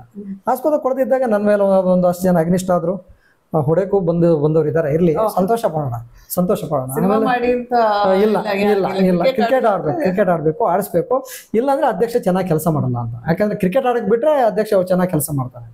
ನನಗೆ ಅದು ಬೇಡ, ನನಗೆ ಅದು ಕ್ರಿಕೆಟಿದ್ದು ವಿಷಯ ಇಲ್ಲ. ಈಗ ಇತ್ತೀಚೆಗೆ ಎಲ್ಲರೂ ನಾನೊಂದು ಟೀಮ್ ಮಾಡ್ಕೋತಾರೆ, ಅವ್ರಿಗೆ ಮಾಡ್ಕೋತಾರೆ, ಎಲ್ಲ ಅವರವರ ಸ್ವಂತ ವಿಷಯಗಳು. ನಾವು ಅದಕ್ಕೆ ಯಾಕಂದರೆ ಅವ್ರಿಗೇನೋ ಹಾಡಿಸ್ಬೇಕು ಅಂತ ಆಗಿದೆ. ಆ್ಯಕ್ಚುಲಿ ಬಿಗಿನಿಂಗು ರಾಜೇಶ್ ಬೊಮ್ಮ ಅವ್ರು ಪ್ಲ್ಯಾನ್ ಮಾಡಿದಾಗ ವರ್ಷಕ್ಕೆ ಒಂದ್ಸರಿ ಈ ಥರ ಪ್ಲ್ಯಾನ್ ಮಾಡಿದಾಗ ಎಲ್ಲ ಇಂಡಸ್ಟ್ರಿಯವ್ರನ್ನ ಒಟ್ಟು ಸೇರಿಸುವ ಪ್ರಯತ್ನ ಅಂತ ಏನೋ ಪ್ಲ್ಯಾನ್ ಮಾಡಿದ್ರು ಅವರು ಅವಾಗ. ಅದು ಇವಾಗ ಏನಾಗಿದೆ, ಅವ್ರು ಮಾಡ್ತಿದ್ದಾರೆ, ಅವ್ರು ದುಡ್ಡು ಮಾಡ್ತಿದ್ದಾರೆ, ನಾನು ಮಾಡೋಣ ಅನ್ನೋ ಉದ್ದೇಶಕ್ಕೆ ಇನ್ನೊಬ್ರು ಮಾಡ್ಬೋದು, ಅಥವಾ ನನಗೂ ಹೆಸರು ಬೇಕು ಅನ್ನೋ ಉದ್ದೇಶಕ್ಕೂ ಇನ್ನೊಬ್ರು ಮಾಡ್ಬೋದು. ಬಟ್ ಆ್ಯಕ್ಚುಲಿ ಇಲ್ಲಿ ತಾಪತ್ರೆ ಏನು ಅಂದರೆ ಎಲ್ಲರೂ ಸೆಲೆಬ್ರಿಟಿ ಅಂತ ಹೇಳಿ ಸಿನಿಮಾದವ್ರನ್ನ ಇಟ್ಟುಕೊಂಡು ಮಾಡೋದು ಮಾತ್ರ ತಾಪತ್ರೆ. ಯಾಕಂದರೆ ಸಿನಿಮಾ ಅಂತ ಹೇಳಿದಾಗ ಯಾರೋ ಬರ್ತಾರೆ, ಯಾರೋ ಕೊಡ್ತಾರೆ ಅಂತ, ಆಮೇಲೆ ಆ ಟೀಮ್ಗೆ ಏನೋ ಒಂದು ಅಮೌಂಟ್ ತಗೋತಾರೆ, ಅದರಿಂದ ಮಾಡ್ತಾರೆ. ನಾನು ಹೇಳೋದು, ನೀವು ಹೇಳ್ದಾಗೆ ಸಿನಿಮಾ ರಂಗಕ್ಕೆ ಬೇಕಾದ ಏನು ಇದೆ ಅಂಶಗಳು ಅದನ್ನು ರೆಡಿ ಮಾಡಿಕೊಂಡು ಮಾಡೋದು ಬಿಟ್ಟು ಇವರು ಗೇಮ್ಸು ನಾವು ಅದು ಮಾಡ್ತೀವಿ, ನಾವು ಇದು ಮಾಡ್ತೀವಿ ಅಂತ ಹೇಳಿ ಹೊರಟು ಆಮೇಲೆ ಅದರಿಂದ ನಾವು ಒಗ್ಗಟ್ಟಾಗ್ತೀವಿ, ಅದೆಲ್ಲ ಮುಖತನ ಖಂಡಿತ ಆಗೋದಿಲ್ಲ. ಇಲ್ಲ, ಒಗ್ಗಟ್ಟಿಗೆ ಯಾರು ನಾವು ಈಗ ಮೊನ್ನೆ ಇತ್ತೀಚೆಗೆ ಈಗ ನಿರ್ಮಾಪಕರ ಏನೋ ಆಯಿತು, ಕ್ರಿಕೆಟ್ ಆಯಿತು, ಈಗ ನಿರ್ದೇಶಕರದಂತೆ ನೆಕ್ಸ್ಟು ಎಲ್ಲ ಪ್ಲ್ಯಾನ್ ಮಾಡ್ತಾ ಇದ್ದಾರೆ. ಬಟ್ ನಮ್ಮ ಸಂಘ, ನೀವು ನಿರ್ದೇಶಕರು ಕರೆದ್ರೆ ನಿರ್ದೇಶಕರು ಬಂದ್ರೆ ನಮ್ದೇನು ಅಭ್ಯಂತರ ಇಲ್ಲ. ಈಗ ನಮ್ಮನ್ನು ಕರೆದಾಗ ನೀವು ಕರೆದಾಗ ನಾವು ಬರ್ತೀವಿ. ಬಟ್ ಆದರೆ ನಮ್ಮ ಸಂಘದಿಂದ ನಾವು ಅನ್ಸೋದಕ್ಕೆ ಅವಕಾಶ ಇಲ್ಲ. ಸಾಧ್ಯ ಆದರೆ ಒಬ್ಬರಿಗೆ ಸಹಾಯ ಮಾಡೋಕ್ಕಾಗತ್ತಾ ಮಾಡಿ, ಇದೆಲ್ಲ ಮಾಡೋಕ್ಕೆ ಅವಕಾಶನೇ ಇಲ್ಲ, ನಾವು ಅವಕಾಶ ಮಾಡಿಕೊಡೋದಿಲ್ಲ ಅಂತ ನೇರವಾಗಿ ಹೇಳಿದ್ದೀವಿ. ಎರಡನೇದಾಗಿ ನಮ್ಮ ಚಿತ್ರರಂಗ ಇವತ್ತು ಅಂದರೆ ಒಂದೊಂದು ಸರಿ ತೀರ ಕೆಳಮಟ್ಟಕ್ಕೆ ಹೋಗುತ್ತೆ. ಕಾರಣ ಎಷ್ಟೇ, ಅಲ್ಲಿ ಯಾರಾದರೂ ಸ್ವಲ್ಪ ಬೆಳೀತಾರೆ ಅಂದಾಗ ಅದನ್ನು ಅವ್ರನ್ನ ಡೈವರ್ಟ್ ಮಾಡಿ ಬೇರೆ ರೂಟಿಗೆ ಕರ್ಕೊಂಡು ಹೋಗ್ತಾರಲ್ಲ, ಅದರಿಂದ ಈ ಥರ ಆಗುತ್ತೆ. ಸಿನಿಮಾ ರಂಗ, ಅವನೊಬ್ಬ ಸಿನಿಮಾ ಮಾಡಿದ್ದಾನೆ, ಅವನಿಗೆ ಬೇರೆ ಥರದ ಐಡಿಯಾ ಕೊಟ್ಟು ಸಿನಿಮಾವನ್ನು ಬೆಳೆಸೋಣ ಅನ್ನೋ ಪ್ರಯತ್ನ ಯಾರೂ ಮಾಡ್ತಾ ಇಲ್ಲ. ಅದು ಮಾಡಲಿ, ಒಳ್ಳೇದಾಗತ್ತೆ. ಯಾವುದೇ ಗೇಮ್ಸಿಂದ ಸಿನಿಮಾ ರಂಗ ಉದ್ಧಾರ ಆಗಲ್ಲ, ಖಂಡಿತ ಉದ್ಧಾರ ಆಗಲ್ಲ. ಅದು ಅವರವರ ಇದಕ್ಕೆ ಏನು ಅವರವರ ಅಭಿರುಚಿ, ಅವ್ರಿಗೆ ಜಾಲಿ ಅವ್ರು ಬೇಕು, ಅವ್ರು ಮಾಡ್ಕೊಳ್ಳೋದಕ್ಕೆ ಯಾರು ಅಭ್ಯಂತರನೂ ಮಾಡಲ್ಲ. ಅದರಿಂದ ಚಿತ್ರರಂಗಕ್ಕೆ ಲಾಭನೂ ಇಲ್ಲ. ಓಕೆ ಸರ್, ಈಗ ಕೊನೆಯದಾಗಿ ಕೇಳೋದಾದರೆ, ನೀವು ಇಷ್ಟು ವರ್ಷದಿಂದ ಸಿನಿಮಾ ಇಂಡಸ್ಟ್ರಿಯಲ್ಲಿ ಇದ್ದೀರಾ, ಸಿನಿಮಾನೇ ಜೀವನ ಅಂತ ಬಹುಶಃ ನೀವು ಬದುಕೊಂಡು ಬಂದಿದ್ದೀರಾ. ಸೊ ಸಿನಿಮಾ ಮತ್ತು ಜೀವನವನ್ನು ತಿಳಿಸೋದಾದ್ರೆ ಹೇಗೆ ಹೇಳ್ತೀರಾ ನೀವು?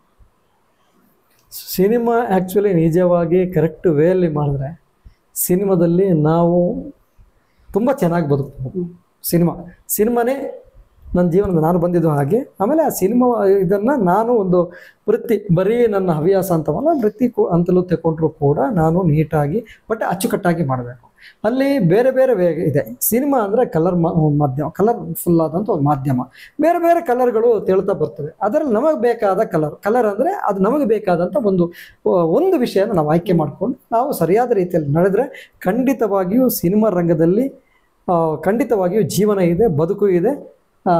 ಆಮೇಲೆ ಅಲ್ಲಿ ಇನ್ನೊಂದು ರೋಟು ಶೋಕಿ ಅದು ಇದಂತೂ ಹೋದಾಗ ನಿರ್ಮಾಪಕನು ಕೂಡ ಮೇಲೆ ಬರೋಕ್ಕೆ ಸಾಧ್ಯ ಇಲ್ಲ, ತಂತ್ರಜ್ಞರು ಮೇಲೆ ಬರೋಕ್ಕೆ ಸಾಧ್ಯ ಇಲ್ಲ. ಎಲ್ಲವನ್ನ ಬಿಟ್ಟು ಕನ್ನಡ ಭಾಷೆ, ಕನ್ನಡ ಸಿನಿಮಾ ಅಂದರೆ ಕರ್ನಾಟಕದ ಸಿನಿಮಾಗಳಿಗೆ, ಈ ಕರ್ನಾಟಕದ ಎಲ್ಲ ಅಂದರೆ ಉಪಭಾಷೆಗಳಿಗೂ ಕೂಡ ಸೇರಿ ನಾನು ಹೇಳೋದೇನೆಂದರೆ, ಬಟ್ ಒಂದು ಜನರಿಗೆ ಒಳ್ಳೆ ರೀತಿಯ ಮಾಹಿತಿ ಕೂಡ ಬೇಕು, ಮನೋರಂಜನೆ ಬೇಕು, ಅದ್ರ ಜೊತೆ ಒಳ್ಳೆ ರೀತಿಯ ಮಾಹಿತಿ ಕೂಡ, ಮೆಸೇಜ್ ಕೂಡ ಬೇಕು. ಎಲ್ಲವೂ ಇದ್ದು ನೀಟಾಗಿ ಮಾಡಿಕೊಂಡ್ರೆ ಸಿನಿಮಾ ರಂಗ ಆ್ಯಕ್ಚುಲಿ ಒಂದು ಒಳ್ಳೆ ಉದ್ಯಮ ಮಾಡಬೇಕು ಅಂತ ಸರ್ಕಾರ ಪ್ರಯತ್ನ ಮಾಡಿ ಇಲ್ಲಿವರೆಗೆ ಉದ್ಯಮ ಆಗಿಲ್ಲ, ಸಿನಿಮಾ ಚಿತ್ರರಂಗ ಆಗಿ ಉಳಿದಿದೆ. ಇರಲಿ, ನಮಗೆಲ್ಲ ಒಂದು ಒಳ್ಳೆ ಕ್ಷೇತ್ರ ಇದು ಸಿನಿಮಾ ಕ್ಷೇತ್ರ. ಬಟ್ ಆದರೆ ಕೂಡ ಕೆಲವು ಮಾಧ್ಯಮದವರು ಅವರ ಲಾಭಕ್ಕಾಗಿ ಅದನ್ನು ಮಿಸ್ಯೂಸ್ ಮಾಡಿಕೊಂಡು ನಮ್ಮ ಚಿತ್ರರಂಗವನ್ನು ಬೇರೆ ಕಡೆ ಎಳೆಯುವ ಪ್ರಯತ್ನ ಮಾಡ್ತಾರೆ. ಅವರಿಗೆ ಒಳ್ಳೆ ಬುದ್ಧಿ ದೇವರು ಕೊಡಲಿ ಅಂತ ಪ್ರಾರ್ಥನೆ ಮಾಡ್ತೀನಿ. ಸರ್, FMCಯ ಕಾರ್ಯಕ್ರಮಗಳನ್ನ ನೀವು ನೋಡಿರ್ಬೋದು, ನೋಡ್ತಾ ಇರ್ತೀರಿ ಅನ್ಕೊಳ್ತೀರಿ. ನನಗೆ ಒಂದಷ್ಟು ಕಾಲ್ಗಳು ಬರ್ತಾ ಇರ್ತವೆ, ಸರ್ಗೆ ಬರ್ತಾ ಇರುತ್ತೆ, ಯಾಕೆ ನೀವು ಹಿಂಗೆಲ್ಲ ಮಾತಾಡ್ತಿರ್ತೀರಾ, ಯಾಕೆ ಬೇಕು ನಿಮಗೆ ಅಂತ. ಸೊ FMCಯಲ್ಲಿ ನಾವು ಎಷ್ಟೋ ವಿಚಾರಗಳ ಬಗ್ಗೆ ಮಾತಾಡಿದ್ದು, ಅದರಲ್ಲಿ ಮೇಜರ್ ಆಗಿ ಪೈರಸಿ ಇರ್ಬೋದು, ಕ್ರೌಡ್ ಪುಲ್ಲಿಂಗ್ ಇರ್ಬೋದು, ಇಷ್ಟು ಡಿಸ್ಟ್ರಿಬ್ಯೂಷನ್ ವಿಚಾರಗಳಿರ್ಬೋದು, ಥಿಯೇಟರ್ ಹಂಚಿಕೆ ಇರ್ಬೋದು, ಸಬ್ಸಿಡಿ, ಎಷ್ಟೋ ಏನೆಲ್ಲ ವಿಚಾರಗಳ ಬಗ್ಗೆ ಮಾತಾಡಿ. ಸೊ ನಿಮ್ಮ ಅನಿಸಿಕೆ ಏನು FMC? ಈಗ ನೀವು ಸಬ್ಸಿಡಿ ಅಂತ ಹೋದಾಗ ಇನ್ನೊಂದ್ಸರಿ ನನಗೆ ಆಮೇಲೆ ಅವಾಗೊಂದು ಯೂಟ್ಯೂಬರ್ಸ್ ಅಂತ ಒಂದು ಪ್ರಶ್ನೆ ಕೇಳಿದ್ರಿ, ಮಾತಾಡ್ಬೋದಲ್ವಾ? ಮಾತಾಡ್ಬೋದು. ಈಗ ಏನು ಗೊತ್ತಾ, ಯೂಟ್ಯೂಬರ್ಸ್ ಒಂದು ಮಾತು ಕೇಳಿದ್ರಿ, ಕಡಿವಾಣ ಎಲ್ಲಿ ಬಂತು ಸರ್ಕಾರ ಅಂತ ವಾರ್ತಾ ಇಲಾಖೆ ಅಂತ ಹೇಳಿದ್ರಿ. ಇಲ್ಲಿ ಕರ್ನಾಟಕದಲ್ಲಿ ಒಂದು ಕರ್ನಾಟಕ ಚಲನಚಿತ್ರ ಪತ್ರಕರ್ತರ ಸಂಘ ಅಂತ ಆಗಿದೆ. ಅವರ ಜವಾಬ್ದಾರಿ ಏನು? ಕರ್ನಾಟಕ ಚಲನಚಿತ್ರ ಪತ್ರಕರ್ತರಂತ ಸಂಘ ಅಂತ ಮಾಡ್ಕೊಂಡಿದ್ದಾರೆ. ಅವರೊಬ್ಬ ಯೂಟ್ಯೂಬರ್ಸು ಅಲ್ಲಿ ಬಂದು ಕೆಟ್ಟದಾಗೆ ಬರೆಯುವಾಗ ಅವ್ರಿಗೆ ಒಂದು ಮೆಂಬರ್ಶಿಪ್ ಮಾಡ್ಕೋತಾರ, ಅಥವಾ ಅವ್ರನ್ನ ಕೂರಿಸ್ಕೋತಾರ, ಅಥವಾ ನೀನು ಮೆಂಬರ್ ಅಲ್ಲ, ನೀನು ಬರುವಾಗಿಲ್ಲ, ನೀನು ಮಾಡುವಾಗಿಲ್ಲ ಹೇಳ್ಬೋದಲ್ಲ. ನೀನು ಚಿತ್ರಗಳಿಗೆ ನೀನು ಒಳ್ಳೆ ರೀತಿಯ ಕೆಲಸವನ್ನ ಮಾಡ್ತೀಯಾ, ಮಾಡು. ನೀನು ಚಿತ್ರರಂಗಕ್ಕೆ ಕೆಟ್ಟದ್ದು ಬಯಸೋದಾದ್ರೆ ಖಂಡಿತ ನೀನು ಬರಬೇಡ. ಯಾಕೆ ಅಲ್ಲಿ ಕಮಿಟಿ ಇಲ್ವಾ? ನಾನು ಕೂಡ ಅಲ್ಲಿ ಮೆಂಬರು. 3-4 ಸರಿ ಹೇಳಿದೆ, ನೀವು ಆಕ್ಷನ್ ತಗೋತೀರಾ ಇಲ್ವಾ ಅಂತ ಕೇಳಿದೆ. ನಾನು ಕೂಡ ಪತ್ರಕರ್ತ ಆದ್ರೆ ನನ್ನ ಮೆಂಬರ್ಶಿಪ್ ಮಾಡ್ಕೊಂಡಿದ್ದಾರೆ. ನಾನು ಅವರಿಗೆ ತುಂಬ ಸರಿ ಕೇಳಿದೆ, ನೀವು ಇಷ್ಟೆಲ್ಲ ಆಗ್ತಾ ಇದ್ದಾಗ ನೀವು ಯಾಕೆ ಸುಮ್ಮನೆ ಇದ್ರಿ? ಅಲ್ಲಿ ನೋಡಿದೆ ಅಧ್ಯಕ್ಷರೇ ಬೇರೆ ಕಡೆ ಇರ್ತಾರೆ, ಅವ್ರ ಟೀಮೇ ಬೇರೆ ಕಡೆ ಇರುತ್ತೆ, ಬೇಲಿಯೇ ಎದ್ದು ಒಳಗೆ ಇದ್ರೆ ಹೆಂಗೆ? ಇದು ನಿಜವಾಗಿ ಆ ಚಲನಚಿತ್ರ ಪತ್ರಕರ್ತರ ಸಂಘ ಆಗಬೇಕು ಅಂತ ಒಂದು 25-30 ವರ್ಷದ ಹಿಂದೆ ನಾವು ಪ್ರಯತ್ನ ಮಾಡ್ತಾ ಇದ್ವಿ. ಅವಾಗ ಯಾರು ಅದು ಆ ಟೀಮು ಈ ಟೀಮು ಅಂತ ಆವಾಗಲೇ ಇತ್ತು, ಹಿಂದೆನೂ ಇದು ಇತ್ತು, ಅದರಿಂದ ಆಗ್ಲಿಲ್ಲ. ಇವಾಗ ಮಾಡ್ಕೊಂಡಿದ್ದಾರೆ, 3 ವರ್ಷ ಆಗಿದೆ. ಅವ್ರಿಗೊಂದು ಮೀಟಿಂಗ್ ಕರೆಯಕ್ಕಾಗಲ್ಲ. ನಾವು ಹೇಳ್ಕೋಬಹುದು, ನೀವು ಕರೆದ್ರೆ ನೋಡಿ ಹಿಂಗ್ ಮಾಡ್ತಾ ಇದ್ರಿ ತಪ್ಪು ಅಂತ. ಏನ್ ಹೇಳ್ಕೊಳ್ಳೋದು, ಸುಮ್ಮನೆ ಒಂದು ಏನಂತಾರೆ ಲೇಬಲ್ ಹಾಕೊಂಡು ತಿರುಗಾಡ್ತಾ ಇದ್ದಾರೆ. ಅಲ್ಲ, ಆ ಸಂಘ ಸಂಸ್ಥೆನೂ ಜವಾಬ್ದಾರಿ ವಹಿಸಬೇಕು. ಈಗ ಕರ್ನಾಟಕ ಚಲನಚಿತ್ರ ಪತ್ರಕರ್ತರ ಸಂಘ ಅಂತ ಇದೆ.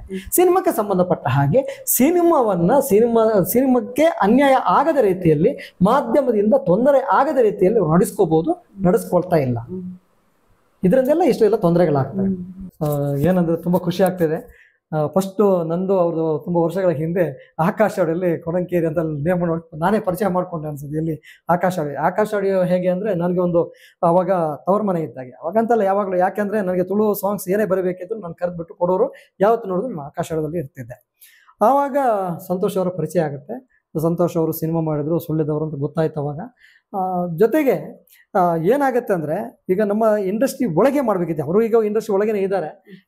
ಒಂದು ಇಂಡಸ್ಟ್ರಿಯ ಬೆಳವಣಿಗೆಯ ದೃಷ್ಟಿಯನ್ನು ಇಟ್ಟುಕೊಂಡು ಇಂಥ ಒಂದು ಕಾರ್ಯಕ್ರಮ ಮಾಡೋದು ಅದು ತುಂಬ ಖುಷಿಯಾದಂಥ ವಿಷಯ. ನಾನು ಇನ್ನೊಂದು ಏನಂದರೆ, ದಯವಿಟ್ಟು ಅನ್ಯತಾ ಭಾವಿಸ್ಬೇಡಿ, ನಾನು ಸಡನ್ ಆಗಿ ಯಾರೋ ಇಂಟರ್ವ್ಯೂ ಕರೆದು ಸಡನ್ ಆಗಿ ಹೋಗೋದು ಇಲ್ಲ. ಬಟ್ ನನಗೆ ಇವರು ಲಾಸ್ಟ್ ಟೈಮ್ ಸಿಕ್ಕಿ ಅವರೊಂದು ಕಾರ್ಯಕ್ರಮ ಮಾಡಿದ್ರು ಪ್ರೆಸ್ ಕ್ಲಬ್ಬಲ್ಲಿ, ನನಗೆ ತುಂಬ ಖುಷಿ ಆಯಿತು. ಆಮೇಲೆ ಪೈರಸಿ ಆಗಲಿ ಅಥವಾ ಸಿನಿಮಾಗಳ ಬಗ್ಗೆ, ಸಿನಿಮಾ ರಂಗದ ಬಗ್ಗೆ, ಸಿನಿಮಾದವರ ಬಗ್ಗೆ ಒಂದು ಒಳ್ಳೆಯ ಬೆಳವಣಿಗೆ ಆಗಬೇಕು ಅನ್ನೋ ಒಂದು ನಿಮ್ಮ ಪ್ರಯತ್ನ ಇದೆ ಅಲ್ವಾ, ಅದಕ್ಕೆ ನಾನು ತುಂಬ ನಿಮಗೆ ಧನ್ಯವಾದವನ್ನು ತಿಳಿಸ್ತೇನೆ. Thank you so much. So ತುಂಬ ಖುಷಿ ಆಯ್ತು ಸರ್ ಮಾತಾಡಿದ್ದಕ್ಕೆ. ಆ್ಯಂಡ್ ಆ್ಯಸ್ ಅ ಗೆಸ್ಟ್ ಆಗಿ ನೀವು ಬಂದ ಹಲವು ವಿಷಯಗಳನ್ನು ಶೇರ್ ಮಾಡಿದ್ರೆ, ನಿಮ್ಮ ಎಕ್ಸ್ಪೀರಿಯನ್ಸ್ ಇರ್ಬೋದು, ಈಗಿನ ಪರಿಸ್ಥಿತಿಗಳು ಇರಬಹುದು, ಹಾಗೆಯೇ ಯೂಟ್ಯೂಬರ್ಸ್ಗೆ ನೀವು ನಮ್ಮ ಕರ್ನಾಟಕ ಚಲನಚಿತ್ರ ಪತ್ರಕರ್ತರ ಸಂಘದ ಬಗ್ಗೆ ಅಂಥ ಒಂದು ವೇದಿಕೆ ಇದ್ದು ಅದನ್ನು ಉಪಯೋಗ ಪಡಿಸ್ಕೊಳ್ತಿಲ್ಲ ಅಥವಾ ಅವರು ಕೆಲಸ ಮಾಡ್ತಿಲ್ವಾ ಅನ್ನೋದ್ರ ಬಗ್ಗೆನೂ ಹೇಳ್ಕೊಟ್ಟಿದ್ದು. ಹಾಗೆಯೇ ನಮ್ಮ ಅಕಾಡೆಮಿ ಅಧ್ಯಕ್ಷರಿಗೆ ಮತ್ತೊಮ್ಮೆ ನಾವು ಕೆಲಸ ಮಾಡಿ ಅಂತ ರಿಕ್ವೆಸ್ಟ್ ಮಾಡ್ಕೊಳ್ಳೋದು. ಅಂದರೆ ನಿಮ್ಮ ಒಂದು ಮನವಿ ಇರ್ಬೋದು, FMC ನಾವು ಕೂಡ ಅಂದರೆ ಎಲ್ಲ ಸಂಘ ಸಂಸ್ಥೆಗಳು ಒಂದು ಕೊಂಡಿಯ ರೀತಿ ಕೆಲಸ ಮಾಡಿದ್ರೆ, ಒಬ್ರಿಗೊಬ್ರು ಕೈ ಜೋಡಿಸಿ ಕೆಲಸ ಮಾಡಿದ್ರೆ ಬಹಳಷ್ಟು ಕೆಲಸಗಳನ್ನ, ಪ್ರಗತಿಯನ್ನ, ಅಥವಾ ನಾವು ಇವಾಗ ಏನು ಕೊರಗ್ತಾ ಇದ್ದೀವಿ, ಇದಾಗ್ತಿಲ್ಲ ಅದಾಗ್ತಿಲ್ಲ ಅನ್ನೋದನ್ನ ನಾವು ಕಂಪ್ಲೀಟ್ ಆಗಿ ಕ್ಲೀನ್ ಮಾಡಬಹುದು ಅನ್ನೋದು ನನ್ನ ಅನಿಸಿಕೆ. Very happy to have you in our programme sir. Thank you so much. ಧನ್ಯವಾದಗಳು.